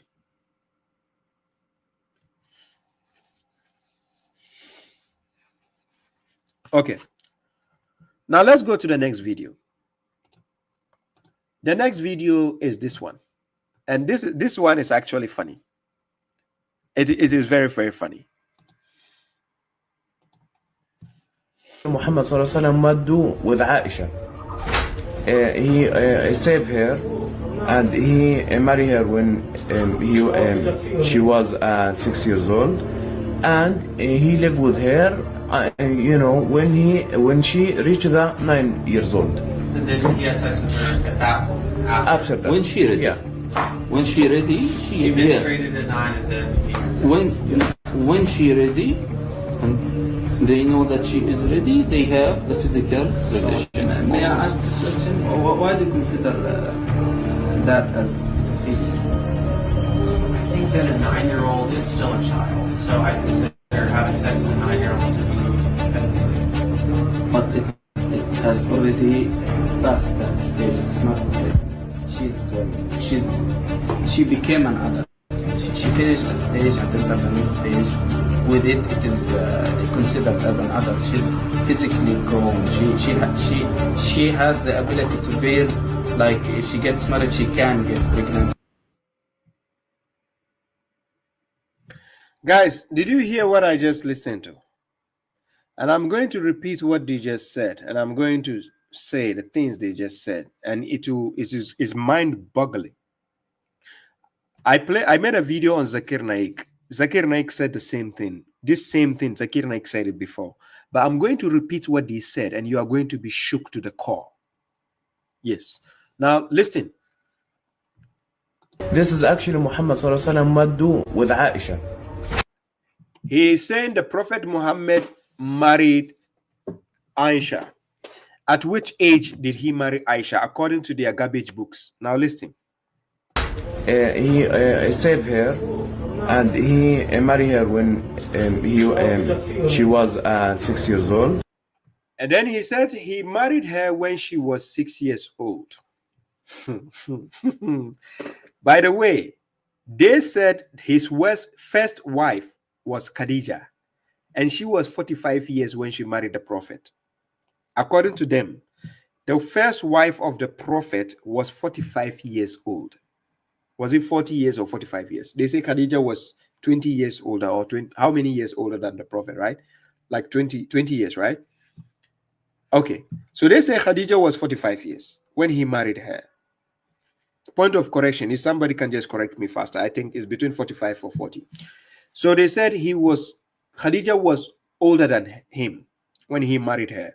So now, can you imagine coming straight from marrying, excuse me to say, a cougar, somebody above you, or a sugar mommy? We say sugar mommy because they say she was businesswoman. So imagine marrying a sugar mommy. Straight from a sugar mommy, you just went straight to pedophilia to marry a 6-year-old girl. And this, they actually attribute it to the Prophet, which we cannot find in the Quran. I dare any mushrik to come and prove to me where it says Prophet Muhammad married a 6-year-old girl in the Quran. I dare any mushrik. And they don't have it. The Prophet actually married women, not girls. He married women. And when we say a woman, we are talking about an adult female. That is the word woman. Yes. So that is why God calls the wives of the Prophet Nisa and Nabi, or Nisa, when we say Nisa, the women or the wives of the prophet, they are women. He married adult women. He didn't marry any CCSO girl. But now listen to this perverted mindset of these people who are propagating their garbage books to the world. And people think these are the Muslims. Listen, and I'm going to show you the foolishness. Now check. And he lived with her, when she reached the 9 years old. Then after marrying her when she was 6 years, then he stayed with her. He lived with her when she became 9 years old. Now listen to the perverted mind coming now. He's going to call a 9 years old girl an adult. I'm serious. If God has given me the kind of power he gave Suleiman, this video already happened in the past. I will have turned the time backwards and give them dirty slaps in the live program. To be honest, I wish God would give me that kind of kingdom he gave Suleiman. Wallahi. Not only the mega hypocrites will get the slap. These mushriks, the mega hypocrites, they will get slaps also. But these hypocrites, these mushriks, the slap. I will let the G's slap them mercilessly. Hey, now listen to the perverted mind. And then he had sex with her after that. When she ready? Yeah. When she ready, she menstruated at 9 and then he had sex. Then now they are saying the 9 years old girl is ready. When she was ready. When she was ready for what? When she ready? When, ladies and gentlemen, Iraq is also planning to legalize that age of marriage, consent at 9 years, the same age. They claim the Hadith books, the prophets, Nana Aisha was 9 years when he consummated the marriage with her, according to the Hadith books. Iraq, this modern day Iraq, is trying to legalize that law. They are still dealing with it in the parliament. It has not been passed. They are still discussing it, but they want to legalize it. Yes. First of all, when I saw the news, I thought they legalized it because people are exaggerating about it. But it has not been legalized yet. But Iraq wants to legalize it and make it legal. Right? And in order for people to marry 9 years old girls, because the Hadith book says so. So they want to put it in their lives. Now, I'm going to play this video. Listen. I'm going to play this video. Now listen to the guy sitting at the back, what he's going to say concerning Aisha's age. When she ready, and they know that she is ready, they have. He says when she was ready, they know that she is ready. How did they know that the 9 years old girl is ready? How? No, how did they know that 9 years old girl is ready? How? 9 years old girl is ready. If a 9 years old girl is actually ready and she gets pregnant, hey,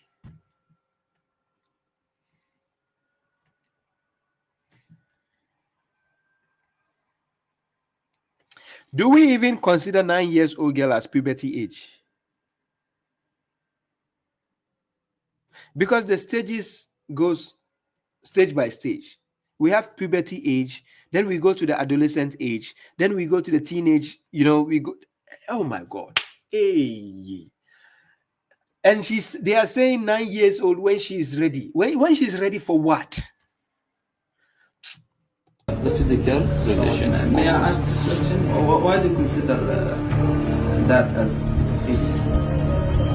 think that a 9-year-old is still a child, so I consider having sex with a 9-year-old to be pedophilia. But it has already passed that stage. It's not.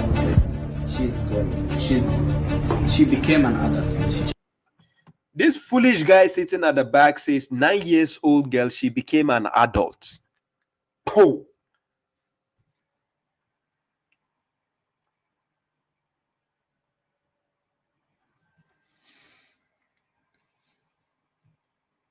9-year-old girl, she became an adult. Who gave birth to this kind of morons by mistake? Who? No, seriously, who? Are these people human beings? 9-year-old girl, she became an adult?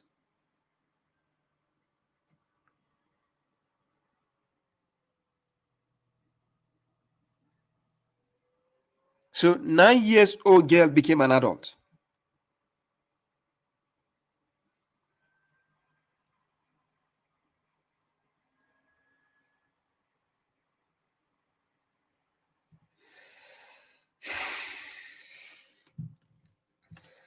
She finished a stage and entered the new stage. With it, it is considered as an adult. She's physically grown. She.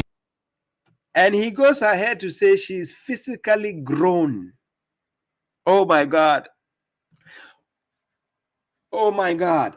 No, when you put a 9-year-old girl in front of you, just even take her clothes out. What is physically grown about a 9-year-old child?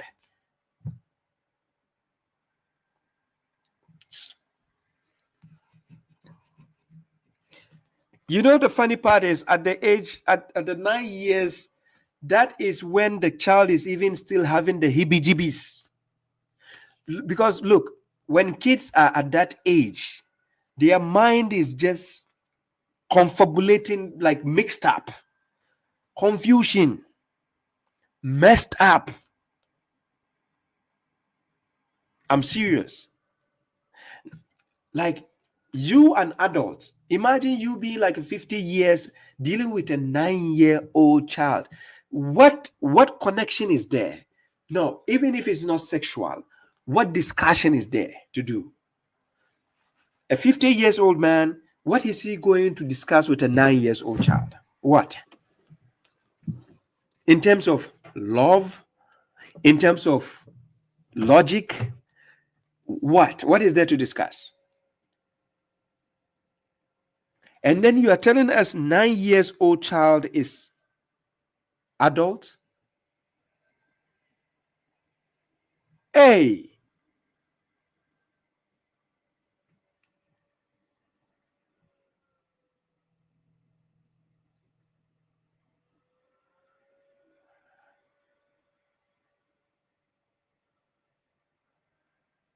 no, they need to be mentally checked. Look, Europe has to pass a new law. When these Hadith people are coming to Europe, you need to stop them at the airport and ask them, 9-year-old girl, are you going to sleep with her or not? Is it halal for you or not? If they say halal, deport. Wallahi, wallahi. Europe has to make a new law. I'm serious. If not, pedophilia is coming straight to Europe. Europe has to make a new law. Do you approve 6-year-old marriage or not? If they say yes, go back to your country. Go and marry 6-year-old girl. I'm not joking. Europe has to pass a new law. Somebody says they will lie. No, this lie, we will use a lie detector. No, I'm not joking. No. It's a serious matter. We have to use a lie detector at the same time. Yes, I know people will lie, but we use a lie detector. You put a lie detector, then you ask them. To be honest, look, an Hadith follower, the way they are very extremists with their Hadith books, they will not lie. They will tell the truth. They will say, this is the Hadith of the Sunnah of my Prophet. Yes, I agree, 6-year-old marriage. Yes, then you say, oh yeah, go back to your country. I wish Donald Trump would pass that law. I think Donald Trump is the best person to pass that law. To be honest, I'm not joking. Donald Trump is the best man. Hey guys, if Donald Trump is listening, I know he's always on social media. Please let him watch Baba Shripe. Pass this law. Anybody coming from the modern day Muslim country, just ask him with a lie detector. Aha. Yes. I know the lie detector is not 100% accurate, but when you use it for the hadith people, it will work 100%. That is a no joke. Lie detector, even if it is not 100% accurate, it will work for hadith people, the mushriks. Seriously. Kindly tag Donald Trump. Please, guys, tag Trump. Tag him. Tag Donald Trump. President Donald Trump. Tag him. If this guy will actually agree to this advice, anybody coming from any type of Muslim country in the world, please use a lie detector to ask him, 6 years old marriage approved, do you agree or not? If he says agree, take him back to his country. I'm serious. The hadith people will stand for their hadith. They will not lie. Look, I know them for a fact. Hadith people, this is why when you have any friend who is a hadith follower, he hates you when you say you are following the Quran. Because to them, when the moment you say you reject the Sunnah, oh my God, you are worse than the devil. I'm serious. So they will not lie on their hadith books, because the hadith books tell them if they lie against their books, they are no more a Muslim. So in that fact, Donald Trump will get all of them. At the airport, hey, come here. 6 years old marriage.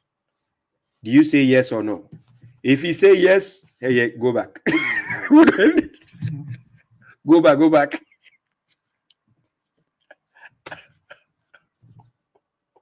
Wallahi. If anybody is coming from any fake Muslim country, I'm not talking about real Muslim. Real Muslim is people who practice the Quran. Anybody following the hadith coming to the Western world, they have to pass a new law. When at the airport, they will stop you and say, are you a Muslim or not? He says, Muslim. You say, MashaAllah. You show him the paper. According to your hadith, Prophet married a 6 years old girl. 6 years old marriage. Do you say yes or no? Do you approve? If he say yes, you say, oh yeah, hey, pack his bags. Go back. Go and marry. Go marry 6 years old girl in your country. Go. We don't need you here. I'm serious. This is the only way you can eradicate these monsters. Seriously. I'm not joking with you. It's a serious matter. I'm serious. It will have made Europe easy place to be. Look, we will not be having these confusions around us. It's an easy fact. I wish Donald Trump will implement this. I wish. Seriously. This is very, very easy. You don't need to ask too many questions. Seriously. Because the hadith books, whatever it tells them to do, wallahi lazim, I'm telling you, the extremists, they will do it. Whatever the hadith books tells them to do, they will do it. You see their scholars on the page, what they say. The things they say, they incite people to do. Yes, they do incite people to do it. Yes. So Donald Trump has to take this very seriously. Yes, where he questions the person. Because from there, we can Donald Trump can decipher between the Quran alone followers and those who don't follow the Quran. Because if he asks the person, are you a Muslim in the first, and he say yes, then you ask him, 6 years old marriage, Prophet, you according to you, Prophet married a 6 years old girl, right? He will say yes. Then you say, do you agree, yes or no? Do you agree to it? If the moment the hadith follower says yes, oh yeah, hey, pack his bags. The next flight, go back to your country. We don't need you here. Wallahi. Europe and America will be a safe place to be. It's not a joke. You try it and see. I'm serious. I'm not joking. You might think it's a joke. I'm just telling you emphatically. If these bozos, these morons will actually approve such nonsense for an honorable man like the Prophet Muhammad, claiming he married a 6 years old girl and slept with her when she was 9 years. Can you find this nonsense in the book of God? Where does it say in the Quran? Where does he even say God gave him inspiration to marry a 6 years old girl? Where? Only foolish people will approve that garbage. I'm telling you for a fact. Only foolish people will approve that nonsense they keep telling you.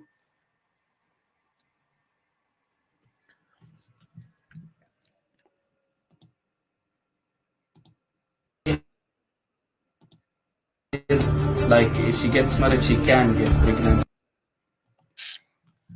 Even if a 9-year-old girl gets pregnant, she is going to suffer. She is going to struggle. She might even die because the body is not even matured enough to have all the capacities to hold up a baby.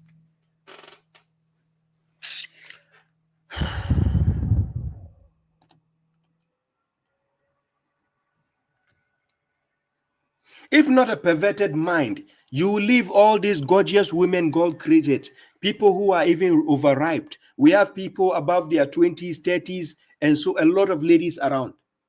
If not a perverted mind, what will stop you from going for all these gorgeous women around and you're going for a 6 years or 9 years old girl? For what? No, seriously, tell me what?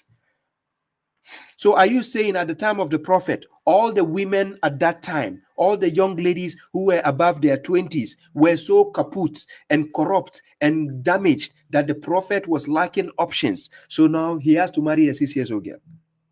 Now, what was the reason behind it? Because some people say it was arranged marriage.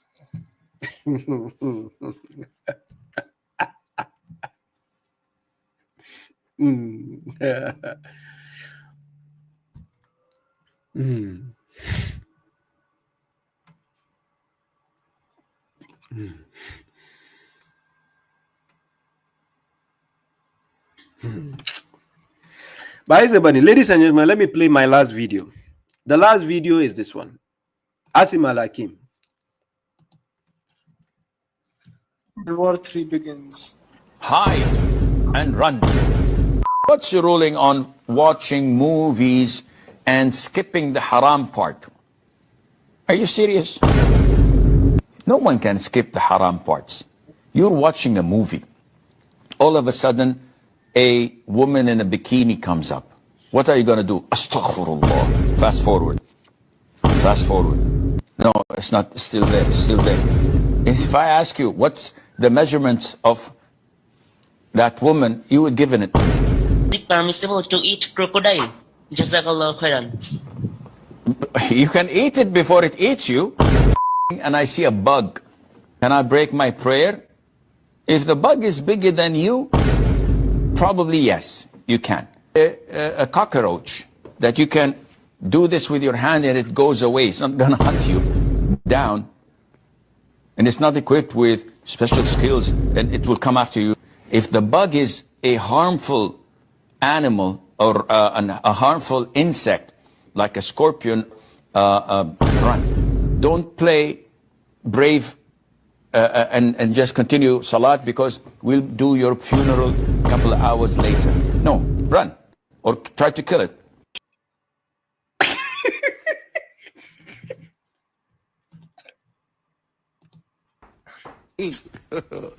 God have mercy upon us.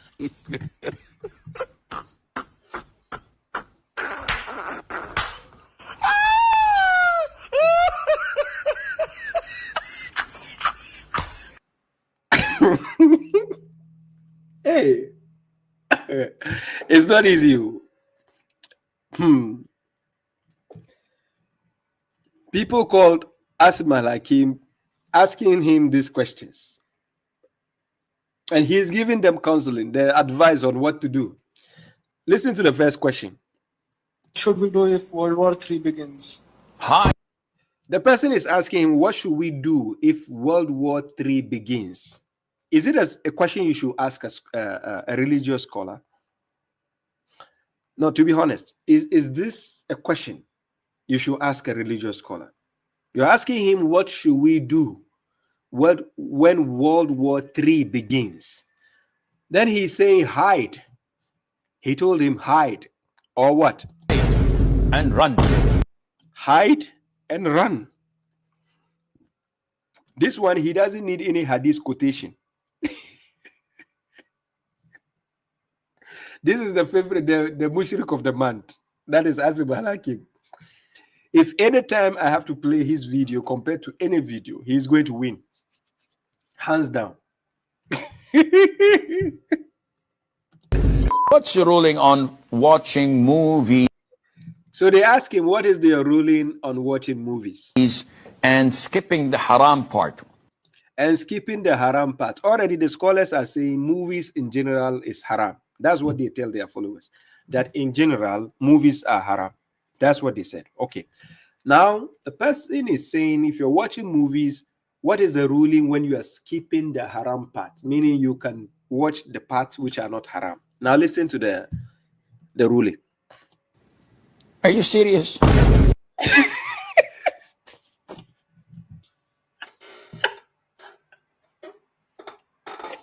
He's asking the question. Are you serious?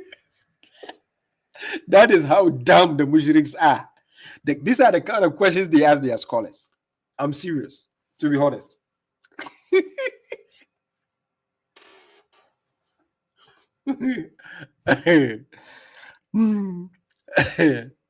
So Asim Hakim himself, he gets tired. He's like, are you serious? What kind of question is that?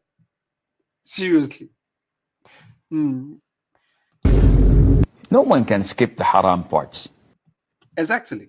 Just enjoy it in the food. The movie is there. The bikini part, the dancing part, the kissing part is a movie. You have to watch all because you will not know how the movie ended or what happened in the movie. How can you be watching movie and you are skipping the haram part? It doesn't make sense. So Asim Halakim says you cannot skip the haram part because that is what makes the movie interesting. Why are you going to skip the haram part? For what? Enjoy the movie. You're watching a movie. All of a sudden, a woman in a bikini comes up. What are you going to do? Astaghfirullah. Fast forward. You fast forward because you don't know whether the kissing part, whether the bikini part is 5 minutes, whether it's 3 minutes, you don't know. So now Asim Malakim is telling you, when you fast forward, you put your head down, you fast forward, you lift it up, you still see the man in the bikini.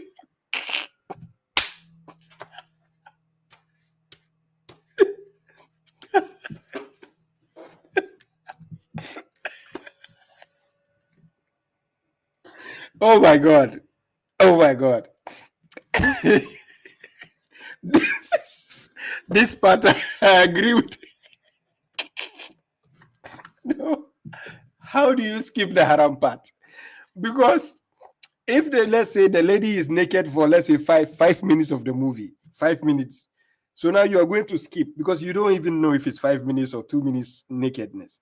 So now you skip, then you lift up your head. Astaghfirullah. Then you skip.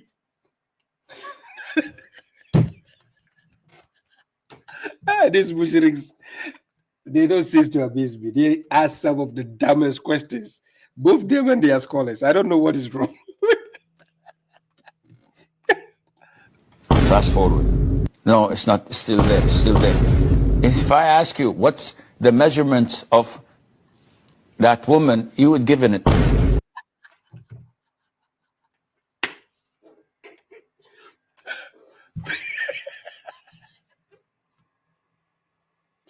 This guy is really, he has to win an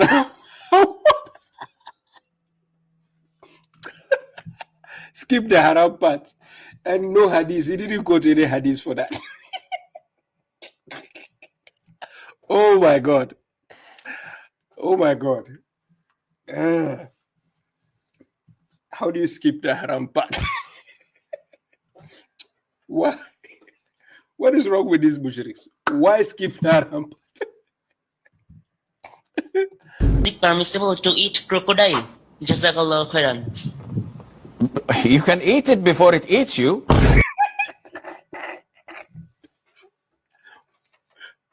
What is wrong?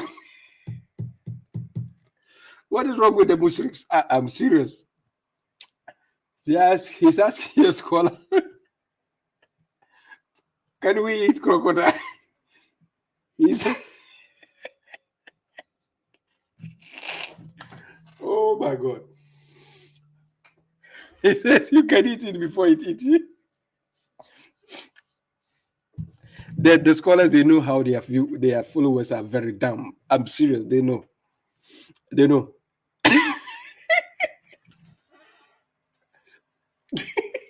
You can eat it before it eats. The best answer ever. Hey.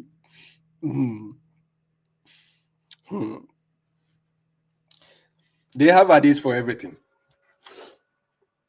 Yes, they have their hadiths for everything. Let's go. And I see a bug. Can I break my prayer? If the bug is bigger than you, probably yes. You can. Somebody's asking him if if I see a bug during my prayer, can I kill the bug? Can. A cockroach that you can do this with your hand and it goes away. It's not going to hunt you down. And it's not equipped with special skills and it will come after you. If the bug is a harmful animal or a harmful insect, like a scorpion, run. Don't play brave and just continue salat, because we'll do your funeral a couple of hours later.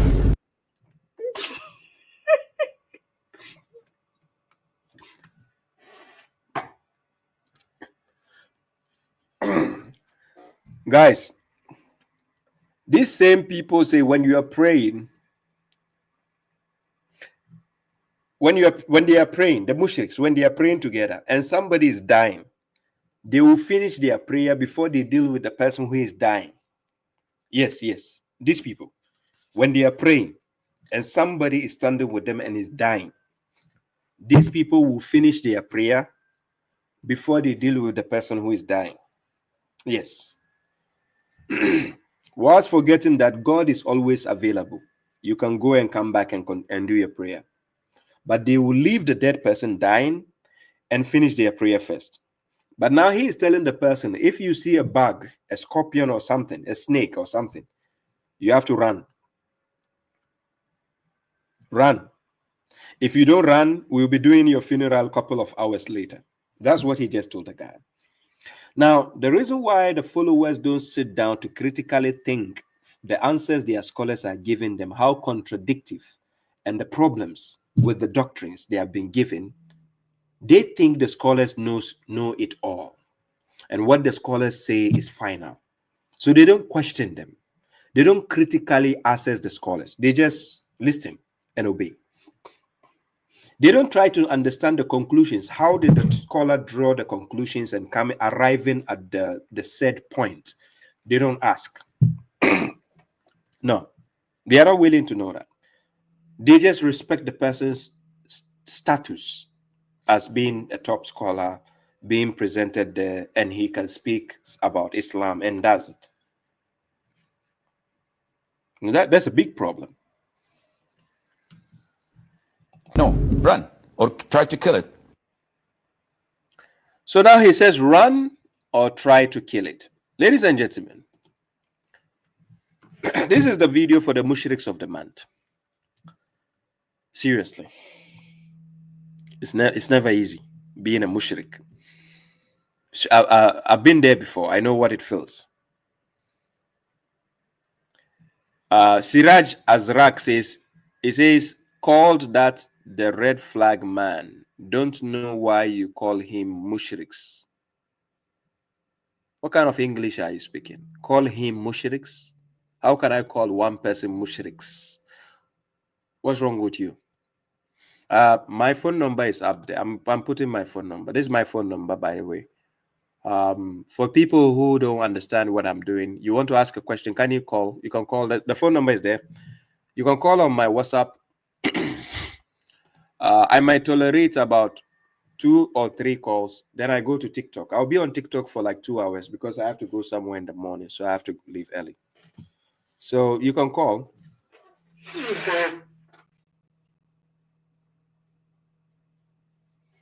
Yes. My phone number is there. WhatsApp number. You can call +358 466 803144. The WhatsApp number is there. Brother Khalil, you tried calling me earlier. My phone was on silent. I didn't notice your call. I just opened the WhatsApp. I just noticed you tried calling me earlier. Brother Khalil, you try calling me. If you're there, you can call me back again.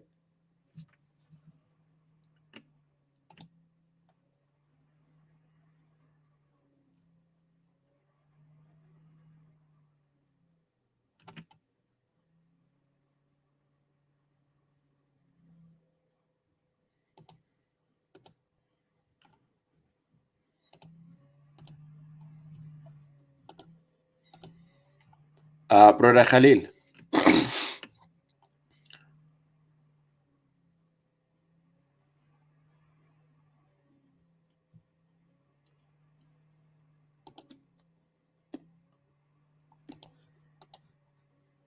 Okay, that is my number there. I will have some few minutes before I go. I'm going to TikTok. If you have any question, you can.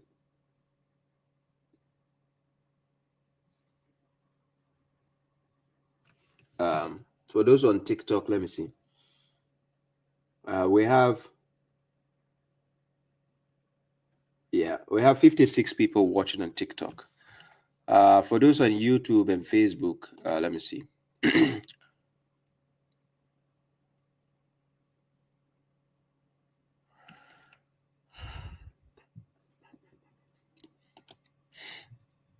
Yes, Rizal says, please someone call him in life and ask him why you always contradict with Quran. Did you really obey Allah?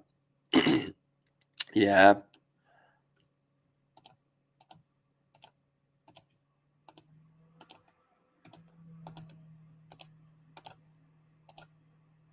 Yes, so when we say Mushrik of the Month, I think Asim Halakim has actually taken the cup.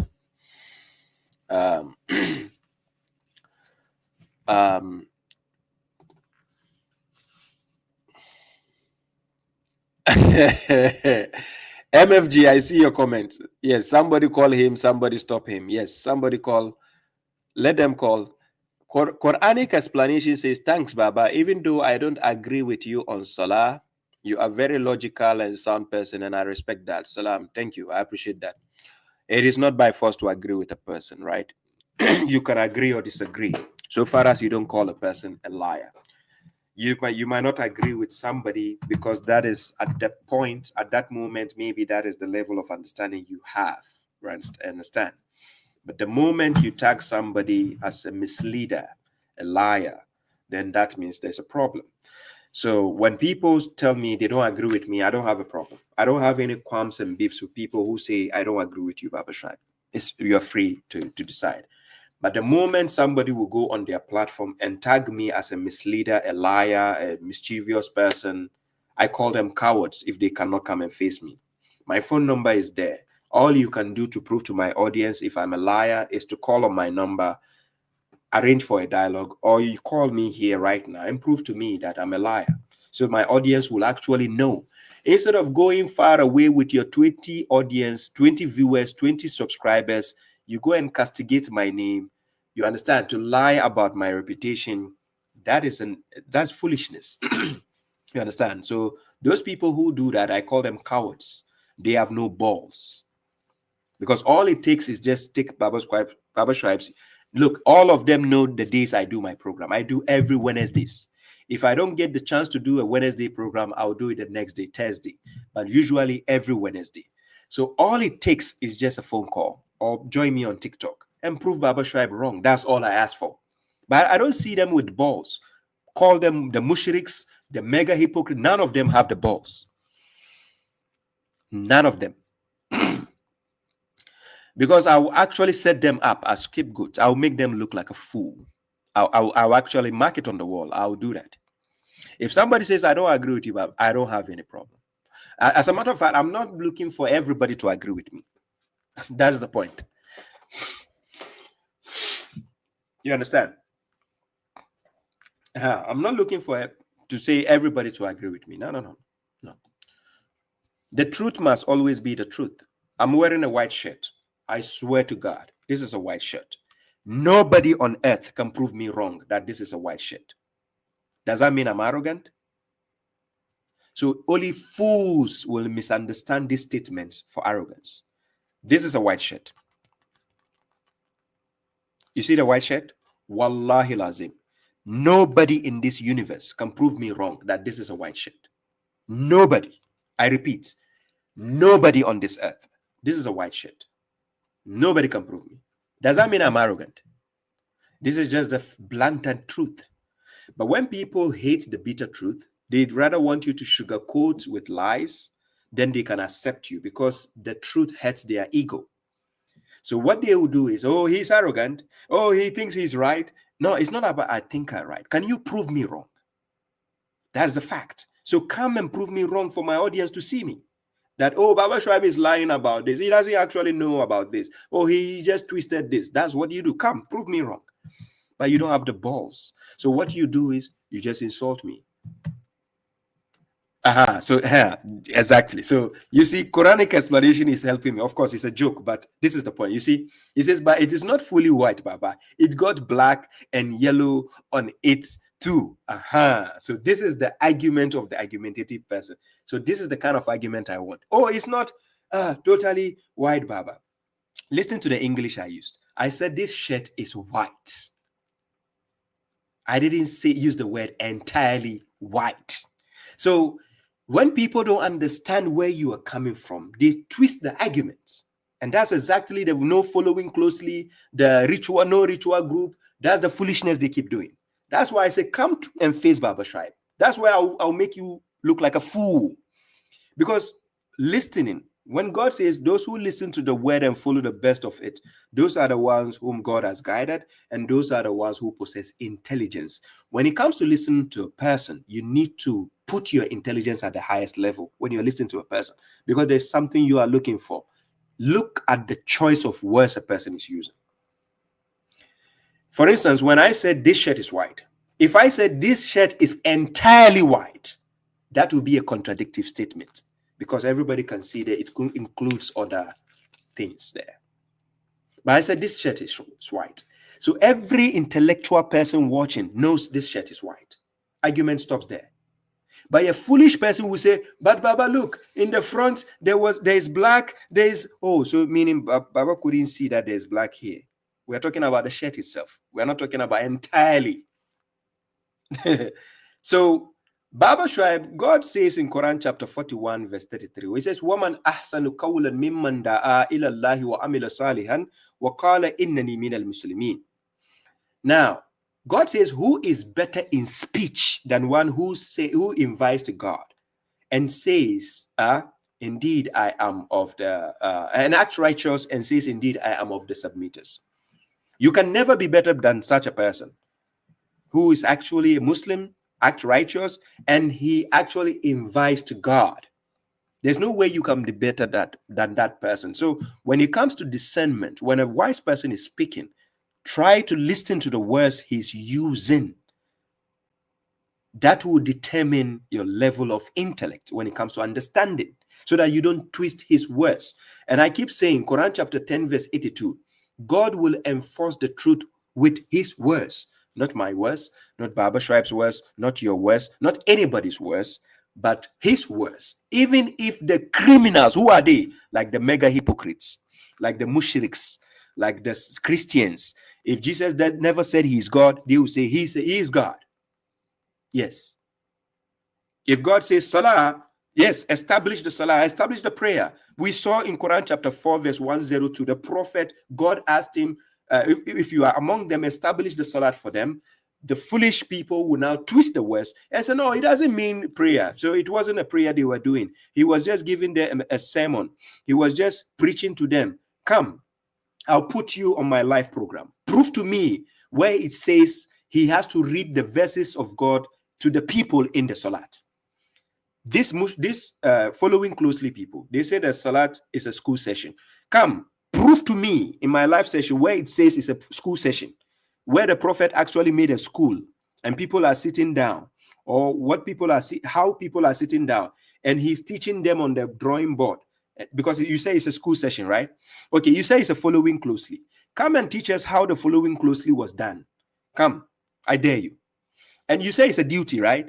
Come, let's go to any vocabulary. Go and show me where it means duty, or it means following closely, or let's go to any vocabulary you have, any dictionary you have, any historical fact you have. Don't take me to poems. You are a fool if you go to poems, because Quran is not a poem. Don't go to a poem going to borrow meanings to me. Then I'm going to stick to you to the Quran. Number one, you bring me your version of translation. I bring my version of translation. We are going to go head to head. Your translation is on the board. My translation is the board. Then we see which one is logical. Number three, you prove to me where you got the meaning of your words from, and everybody will be watching you. then I will let you look like a fool in the eyes of the world. Yes, because you say I'm a liar, right? So I'm going to prove to the world how foolish you guys are. That's why I call you mega hypocrites. Yes, you are mega hypocrites.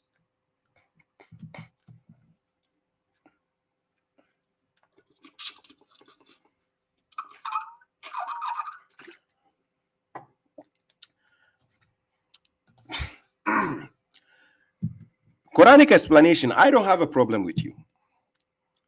I have a problem with the people who said Baba Shuaib is misleading the people among the mega hypocrite groups. I don't have a problem with you if you say you don't agree with Baba Shuaib. That's not the problem. I don't have a problem. If you told me I don't deny rituals in the Quran, still, I don't have a problem with you. But if you say I don't believe Salah is a ritual, you understand, please call me right now and I'll let you confess to the people that Salah is a ritual. If you can try the best, just call me right now and I'm going to prove to you why Salah is a ritual. Kindly do that. Quranic explanation. Do me a favor. Just call on my program right now. I'm going to prove to you why Salat is a ritual. And let's see if you can stand the test of time having that doubt.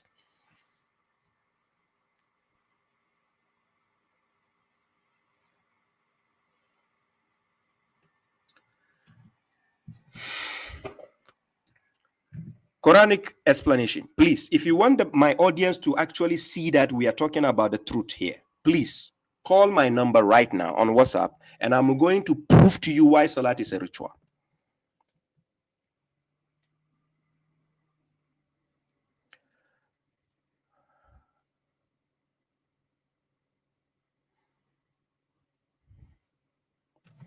Yes, Umar Sataur, I'll be doing that. I actually have a video on that I was editing. I'll break that down to show the Salat, the name, the meaning, how these people are twisting everything. That's why they are confused. They will say connection, they will say following closely, they will say duty, they will say this, they will say that. This is what they do. Yeah, MFG, no problem. I've seen it. I've seen it. And I can tell you for a fact, the mega hypocrite group, they are full of using their opinions, mental gymnastic, playing with words, have no background in understanding how the dynamics of the grammar even works. They are full of themselves when it comes to translations. That's all they do. And then using their whims and desires. Islam is about establishing the truth. If you cannot deal with the truth, then keep your opinion to yourself. When Baba Shuaib is speaking, you now go out there and tell the people that Baba Shuaib is misleading people. You call us the Sunni 2.0. You call us this, and you fail to face me face to face, then you are cowards. You don't have the balls, including your Hamza Malik. I dare him to have the balls. Let's go head to head. And by the way, tell Hamza Malik to have his own version of translation, full translation, before we go head to head. He should present it. He shouldn't come and be twisting translations, different translations, put it on the page and say it means this, it means black. I dare him. Let him bring his full translated Quran. Let's put it on the page. I'll put mine on the page. Let's see which one is sensible and which one is nonsensical. We are going to see. Yeah. So that is the challenge to the no ritual group. Yes.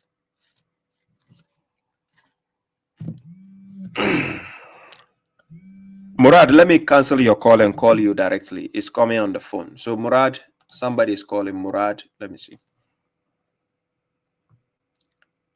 A missed call, Murad.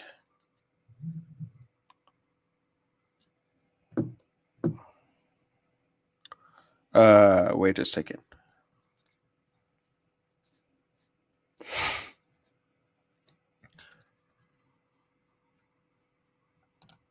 So I guess that this is just one caller I might have to pick. Let me see. Brother Said, you sent me a message. Said, you sent me a message. Murad,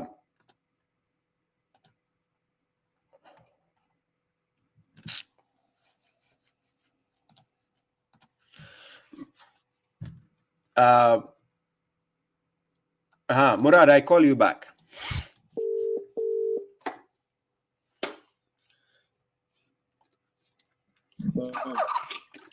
Yeah, salam to you, brother. Can you hear me?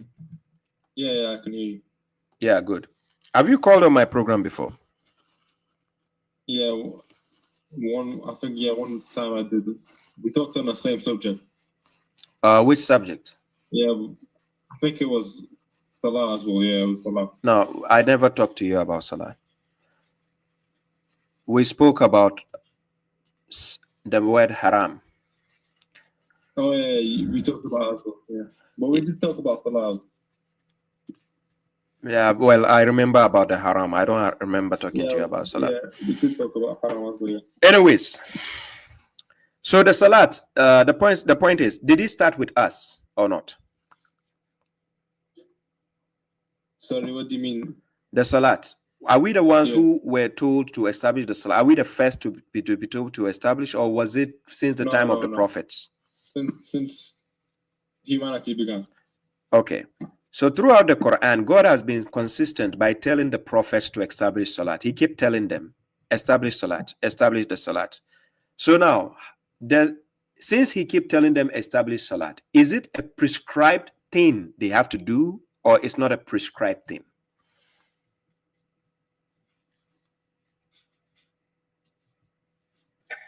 Yes, prescribed. Thank you. Now, if it has been prescribed, please, I want you and I to help the audience to understand the meaning of the word ritual. Ritual means something done repetitively, like symbolically. Sometimes it means symbolically, but sometimes people say you do routinely. Something done repetitive. Okay, so if it's repetitive, that is the Salat given to Abraham. Another prophet coming after him also did Salat. Another prophet coming after him also did Salat. Another prophet coming after him did Salat. Is that repetitive or not? Yeah, but the type of repetitiveness we're speaking about is one person doing it a lot of times, like daily. Then that is not the only meaning of ritual. Yeah. So now, so let's go back to establish this. Give me the definitions of a ritual. Yeah. So even if it's not a ritual, right? Because something, if I don't repeat something, Salah, if I don't repeat it myself, maybe people repeated it like before me, did that same thing. But thing is, I believe Salah is a duty. It's your duty to your connection as that's in it too. So your duty that goes beyond yourself. Okay, I believe it's cooking. Cooking.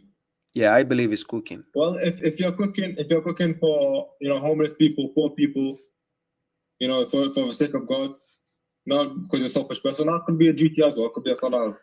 So you see now, let me tell you the problem with the logic now we are using. When I said I believe it's cooking, I was just being sarcastic. If you just use the word, you say, I believe it is this. Now we are talking about opinion now. So you just believe it is this and it is that. It is no more about the fact you're dealing with or the truth. Do you agree with me? That is true, yeah. Well, I would describe it like patience. Yeah, in the Quran, there is like and persevere and what is it? استعينوا بالصبر والصلاة. Hold on with patience and the salah.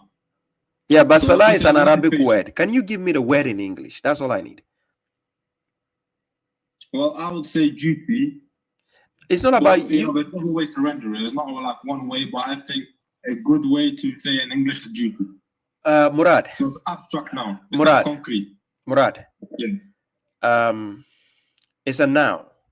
If you are saying whether it's abstract, whether it's this, whether it's that, the point is, where can we trace the meaning that is a duty? Can you give me the trace of the meaning you got? How do you get the conclusion that it means duty?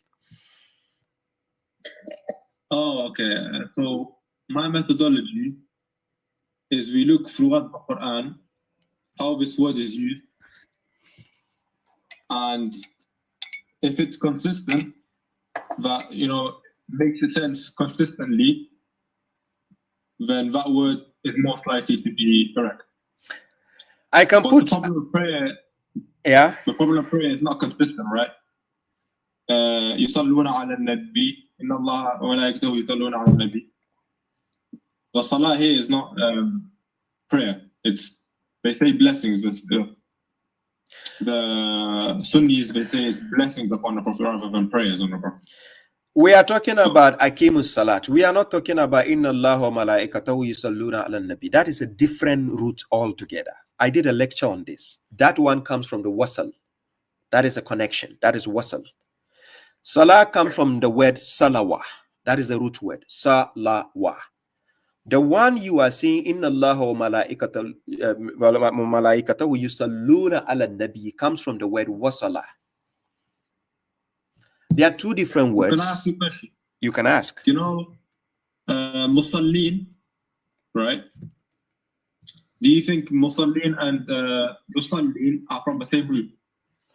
Musalli is singular, one person. Musallin is plural of the musalli. So do you think they're the same root or different root? They are the same. Same root. There's a singular and plural. No, I mean musalli, okay, and yusalli. Yes. Are they the same root? Yusalli is a verb. Yeah, I know there's a verb, but do they come from the same root, those two words? Yes, they come from the same root, but you need to understand how the adjective, the nouns, the verbs also work. Okay, but you told me, so what does musallin mean then? Musallin are those who establish the salat. Those are the musalli. Okay. Somebody who established salat is a musalli. Then in plural, musallin, they are the ones who establish the salat. So that is why in Suratul Ma'un, it says, فَوَيْلٌ لِلْمُسَلِّينَ الَّذِينَ هُمْ أَصْلَاتِهِمْ سَاءُونَ الَّذِينَ هُمْ يُرَاءُونَ وَيَمْنَعُونَ الْمَاءُونَ. That is chapter 107. So when we are talking about musallin, they are those who establish the salat. These are the ones called musallin. Okay. Yeah, so musallin are both established salat. That is in plural form, yes. Those who establish the salat, yes. And you said yusalli is a different. Did you say it's a different route to aqimus salah?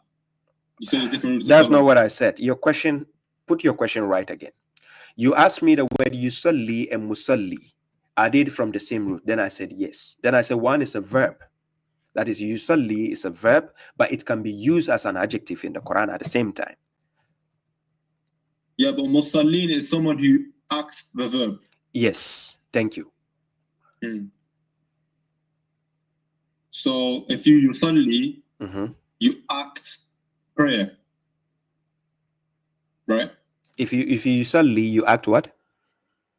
So the noun, the verb is to pray, right? It's not limited. Look, a verb describes a phenomenon. It's an action. It describes an action. But every verb in every language, every verb is not limited to just one meaning. It can have multiple meanings. But when you have a word, that's kind of my point.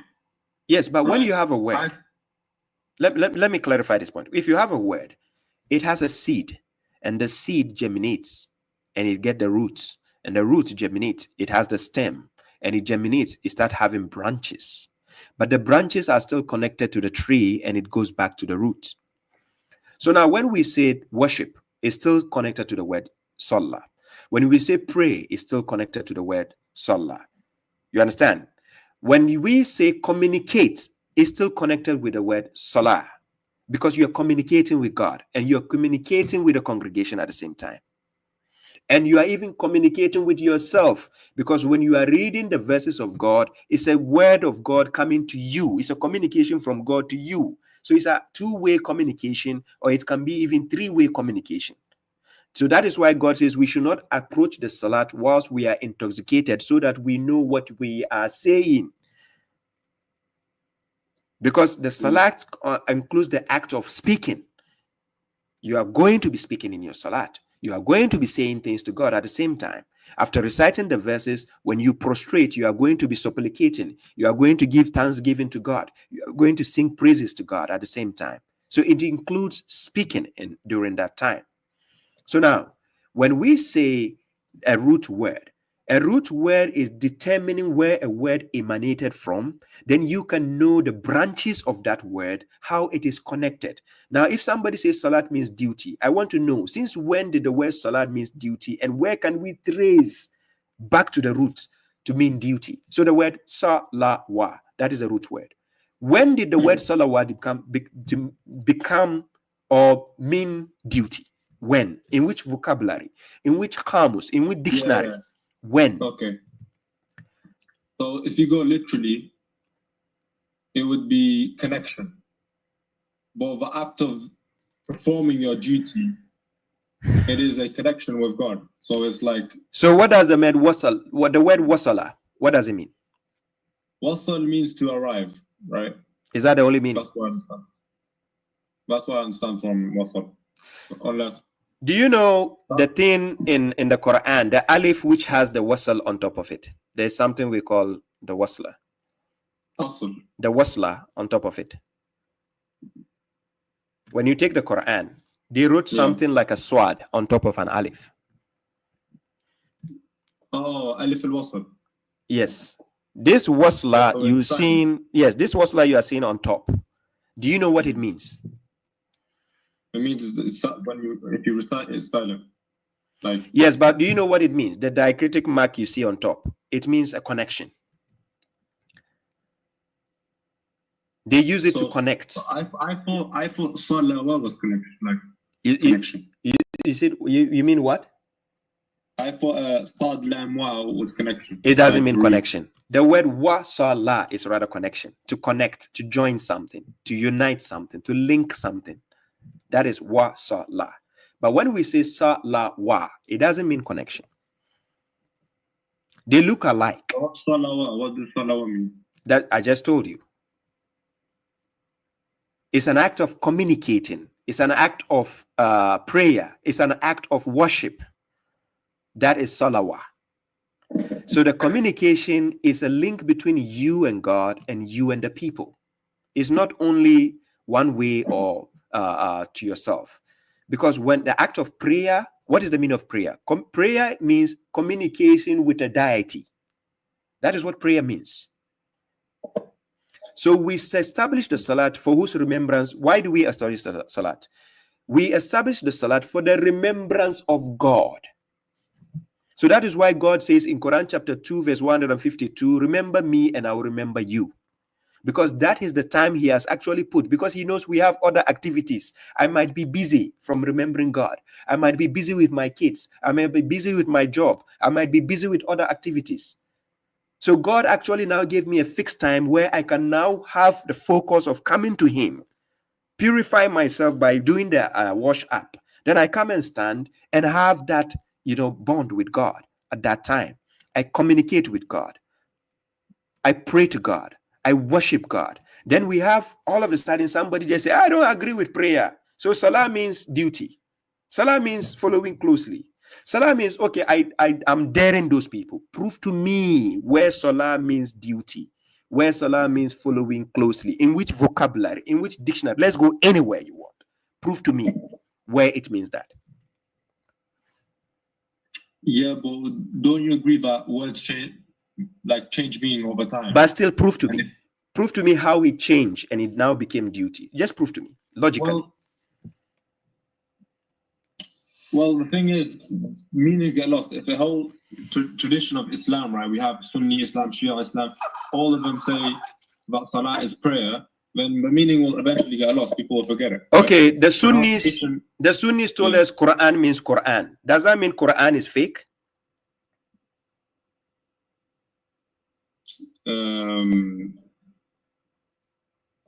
They say, I mean, even non-Muslims. The Sunnis, they told you and I that Quran is Quran. The Quran we are using, this is the Quran. They said it is the Quran. That is the Quran. Does that mean it's fake? Yeah, Because but the Sunnis said it's Quran. The Quran itself says it's the Quran, so I don't. The same Quran we says don't need about the them. Salat. Mm. Yes, the same Quran talks about the Salat. Then why are you now blaming the Sunnis for that again? Yeah, but they attach some meanings to words, but it's not from the Quran itself. They got it from Hadith, right? Okay, no problem. Then show us where that word, because remember, Arabic language was there before the Quran was revealed. Do you agree? That is true, but it's different to Arabic, No, no problem. But I mean, Arabic language was there before the Quran was revealed. Do you agree? I agree, but if you say like modern Arabic that they speak right now, I would say it's more like French and Latin. I'm not talking about modern. I'm not talking about old. I'm just saying hypothetically. Arabic language was there before the Quran was revealed, because it would be nonsensical for God to reveal the book in Arabic. So the grammar is the same. Thank you. So now, if God reveal an Arabic language which the Arabs have no idea what he's speaking about, how will they understand the message? Yeah, that's true. Thank you. Yeah, but what I'm trying to say is, at that time, right, when the Prophet was speaking Arabic, Salah had a different meaning to both. Okay, then prove to me. Give Over me an archive where we can find that. Give me, in that time, what does Salah mean? I just need the archive. Please help me out. Let's go and check the archive. What does Salah mean at that time? Well, when I look at the Quran, right, if I look consistently, I get the notion that Salah does not mean, couldn't make sense to mean prayer. No problem. No problem. Okay. So that's from the Quran itself. Okay, you say, okay, so we need proof outside the Quran that Salah, at the time of Arabs that they lived there, they meant it something else. Okay. So, but the burden of proof is on you to bring a source from that time, like a certain source from that time, that Salah was used to mean prayer. Right? No, not to bring it means prayer. To bring where it's what the meaning was altered from the original state to mean something else. I mean, that's the thing. If it's altered, you don't know. Why will you be speaking about something you don't know? So, like, I mean, the thing is that in the Quran, it's clear that the meanings have been changed. Are you aware? Are you aware every word has an etymology? Yeah, that's true. But some words have unclear etymologies. For example, God itself, God, right? The word God, the etymology is unclear. Like we don't know where this actually came from. How is it unclear? The word ilah. The word ilah, it means God. Yeah, that's true. Yeah. Mm-hmm. So how is it confusing? Ilah means... No, I mean the word God in English, for example, in English, God itself... Oh, but we are not talking about English. Are you not getting my point? Yeah, but same language, like we're trying to correlate. Okay, no problem. But I'm not speaking about English. We're talking about the Quran here. And we are talking about a word from the Quran. It's an Arabic language. So I'm just saying the people who have different saying, the Sunnis interpolated their understanding and then they changed prayer. So God was watching and these people change everything from the Quran. God was asleep all these 100 years. How many years? God is sleeping. So people change every meaning in the Quran, right? Okay, now you want to bring us to the right meaning. Now take us back in time where we can find the right meaning of the words. Show us the root word and how it changed and it became something else, and show us the original meaning of the word, where it started from. It's very easy. Mm-hmm. So yes, so that's my challenge to everybody. So let them come and prove to us how it changed, how the Sunnis change it from what it is, how the Sunnis change it and it became prayer and it became something else. They should show us the original one. What was it before? That's an interesting question, but before I try to, because I can't answer that right now. I need to look more into it. No, I'm not actually throwing the question to you. It's a general question, not to you. Yeah, I understand. Well, it's a good question to keep in mind when I research. Yes. But anyway,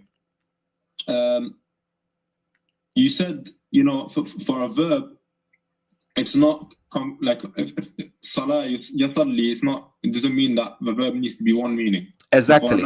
It doesn't have to be one meaning, yes. Yeah. So, but for the noun, it has to be one meaning, right? No, So it it's prayer. depends. If it's a noun, it has to. If it is a definite article, then it can stick to one meaning. If it's a noun, if it's a definite article. For instance, if I say the book, the moment I say the book, I'm giving you the specificity of a reference, meaning it's specified. If I say, if I'm talking to you, Murad, right now, and I say the boy, which means I already assume you know the boy. That's why I say the boy. Right. Are you getting my point? But if it's a noun and it's not definite, then it can mean anything. And if it's a verb and it's not definite, it can still mean anything. Are you getting the logic here? Yeah, I get what logic. Yes. So that's the point. So we are not saying every time you see a word appear in the Quran, it always means the same thing. No, that's not the point, our argument here. Okay, so my only issue with that is you say, you know, the boy, a boy, you know, it could be any boy. Exactly. Not one specific boy, right? Yeah. So let's say salah on its own, like not at salah, but salah on its own. What else could it mean other than prayer? It can mean worship. It can mean communication. It can mean litany. Right. Yes. Okay. And you can look it. You can look it up. Go both in the classical Arabic and the modern. You can look it up. So does that apply to every noun? Not every noun, because I just gave you the branches of the meaning. When you check even my translation, you see where I translated salah to mean litany, and some places I translated prayer. And some places I translated it in a way that connects with the verse. So when you read the verse, you understand what it means. So let me give an example. So let's say, Ara'aita allazi yanha abadan iza salla. That is in Quran chapter 96, right? The one who forbids a servant when he prays. I translated it as when he prays. Now, let's remove the word when he prays. It's a verb. When he prays. So when, let's say you say it's a duty. I want you to put the verb of duty there and see if it will make sense. Now, let's put the word. Which verb are you going to use for duty? So أرأيت الذي ينهى أبدا إذا صلى, right? That one. Yes. Okay. صلى, so it's the shadda on the lamb, so that means it's an act. It's a verb. Yes. Yeah. So do you not see the servant? No, somebody. Do you didn't see the one who forbids a servant? Yeah. The one who forbids when he performs the duty. When he performs. So where did the word perform come from? Because, okay, so إذا صلى, right, there's a shadda on a lamb. There's a second form of a verb. That's a verb form number 2 in Arabic. Yes. So salah just means prayer, right? Or duty. That's still a verb. That's a verb form. You actually perform that action. No, wait. When you say salah without a shadda, that is a verb form number 1. Yeah. When we say salah, that's a verb form number 2. Mm-hmm. So I only want you to translate the verb salah for me. Whether salah, translate it alone. But I want to know, where did you get the word perform duty? Perform. The word perform, where does it come from?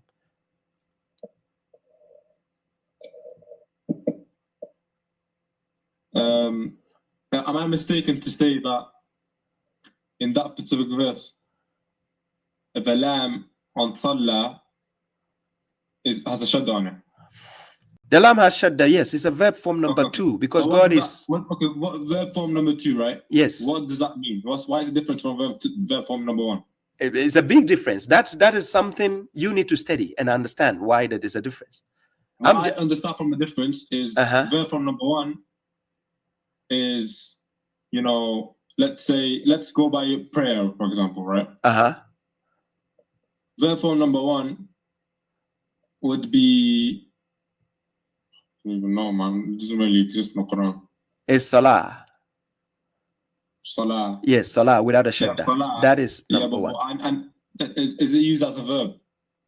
It's a verb, salah. but in the Quran, salah. Yes, no, it's a verb, but in the Quran, it has always been used as verb form number 2, Salah, with a shadda, anytime you see it. So, okay, that's not cool. Because the word Salah, without a shadda, the word Salah can mean to burn something, to roast something, to actually grill something. It can also mean Salah. Grill something? Yeah. It can mean like that. Really? Yes. If you are using the verb form number 1, you can go to the meanings. You can study this. I've done translation, so I'm talking from a perspective that maybe you might not know. So I'm just helping you to do your research and then see what I'm saying. All right. So can you quote that verse, like a chapter number? Ara'aita allazi abadan iza salla, chapter 96, verse 9 to verse 10. I think verse 10 to 11, right? Let me confirm. Yeah. Chapter 96.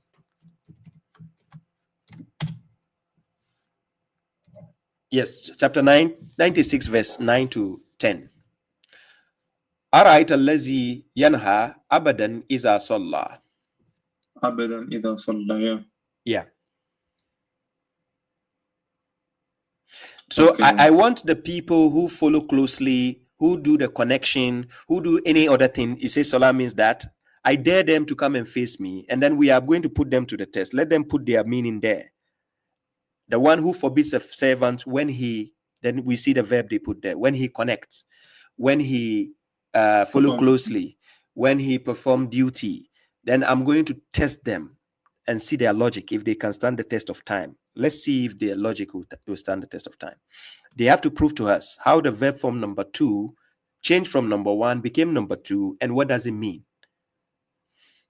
Okay, can you explain from a prayer perspective what verb form number 1 would mean if it was verb form number 1? No, verb form number 1 will not fit in that sentence. That's why verb form number 2 is there. Yeah, but I know, so it wouldn't make sense, right? That is why it's verb form number 2. Okay. But it doesn't mean the word changes. The meaning didn't change. It's just the structure of the grammar which changes. That's all. But the word doesn't change. Okay, but you could technically say it, but it wouldn't make sense. Salah, okay? So why wouldn't it make sense if you just say Salah? Why wouldn't it make sense if you just say Salah? Abadan ida Salah may not make sense. What would Salah mean in that instance? The meaning of the word is still there. But I'm saying in this context, it means pray. When he prays, listen, the servant forbids a servant when he prays. Salah, the verb form number 2 has been used. So I'm saying in this context, you can see I use the word when he prays, because every logical person reading that verse, when he prays, makes sense. Yeah. Okay, so now when we change it and you say when he performs duty, somebody will ask you what duty? When you say when he follow closely, when he follow what closely? When you say when he connects to what? Yeah, but listen, it says, have you seen him who forbids a servant when he performs duty? So he's preventing a servant from doing a duty that connects him to God, right? So that is when you add your explanation. You see, that is when you are going to add your own tafsir. Because when you say he performs duty, the question is what duty? So now you are going to say, oh, when he tried to connect with God. And are you getting the logic here? I could say same thing. What prayer? Like oh my God. Prayer? When we say a servant is praying, who is he praying to God? Who is he praying if not God? Who is he praying to? If a servant of God is usually performing the duty to, if not God, to God, right?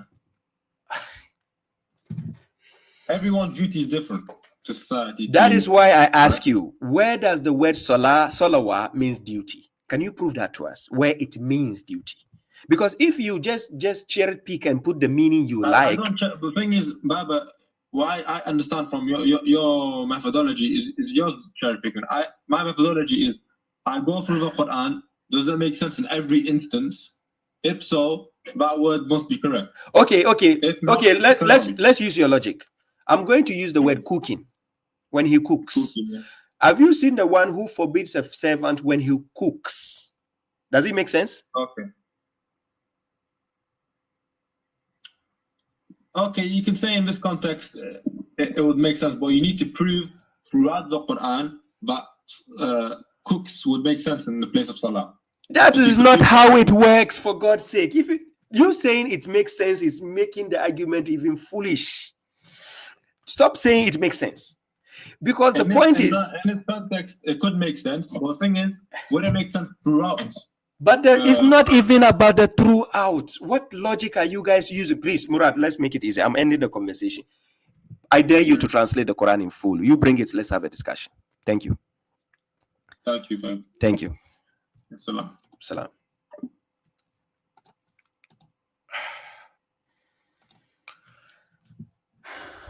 Yeah. Thank you very much, ladies and gentlemen. Wuntia Atia, thank you. I appreciate that.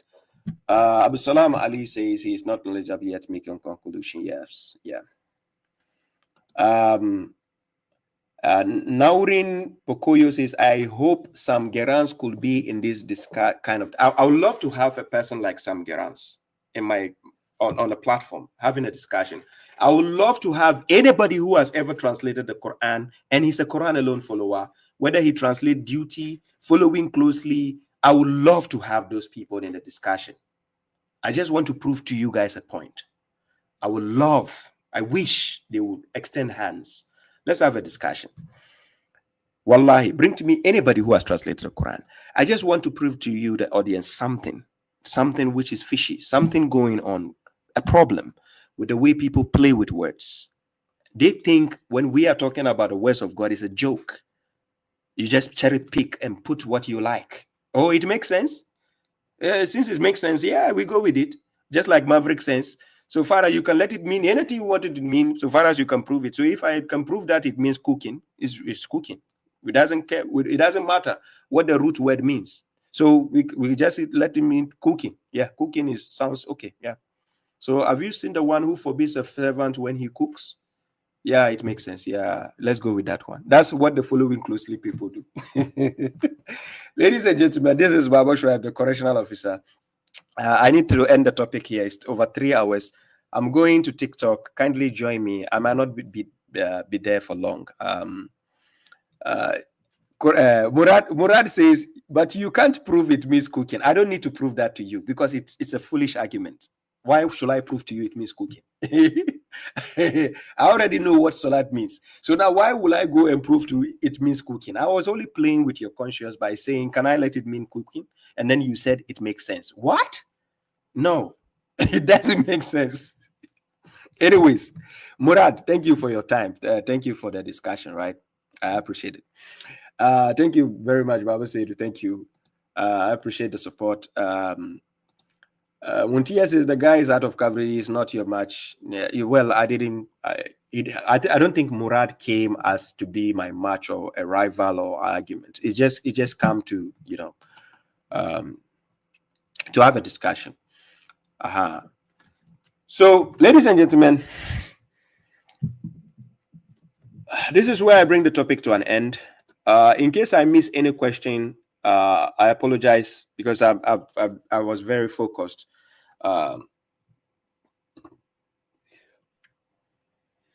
So let's go to TikTok. Kindly join me on TikTok. Let's have fun. To all those who are here, I appreciate your presence. I appreciate the support. I appreciate the time.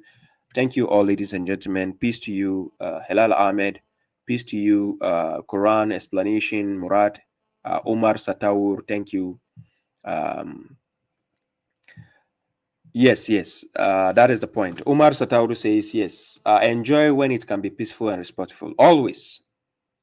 I can allow people to speak. We can have a discussion respectfully without anything, but sometimes, I don't know, the hypocrites, the mega hypocrites, they think Baba Shoaib is just here, you not allow people to speak.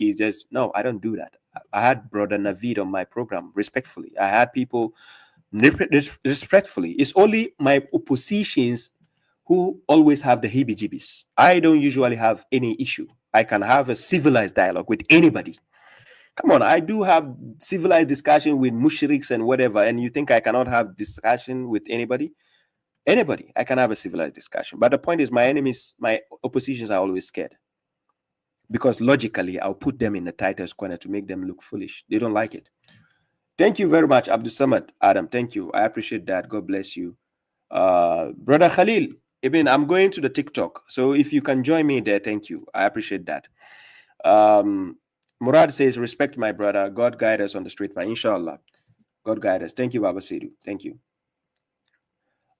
So, guys, I'm going to TikTok. Kindly join me if you have a TikTok. Thank you very much. Nara Power. I appreciate. Thank you. Thank you. Guys, I'm going to TikTok. Till we meet again, hopefully next week. Thank you for your time. I appreciate the presence. Kindly rewatch the program to see the Mushriks of the Month, how they confuse people with their hibijibis, their hula balus, and whatever have you.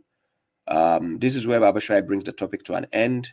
God willing, we meet again. Brother Mansour, thank you for your time. I appreciate it. Thank you all of you watching, Sister Zuleika, JS, Risha Green. The list is endless. Brother Imran, I know you went to sleep. All of you, thank you all. God bless you. Till we meet again. And this is where I say peace out. Always give them a reason to remember your name. The correctional officer.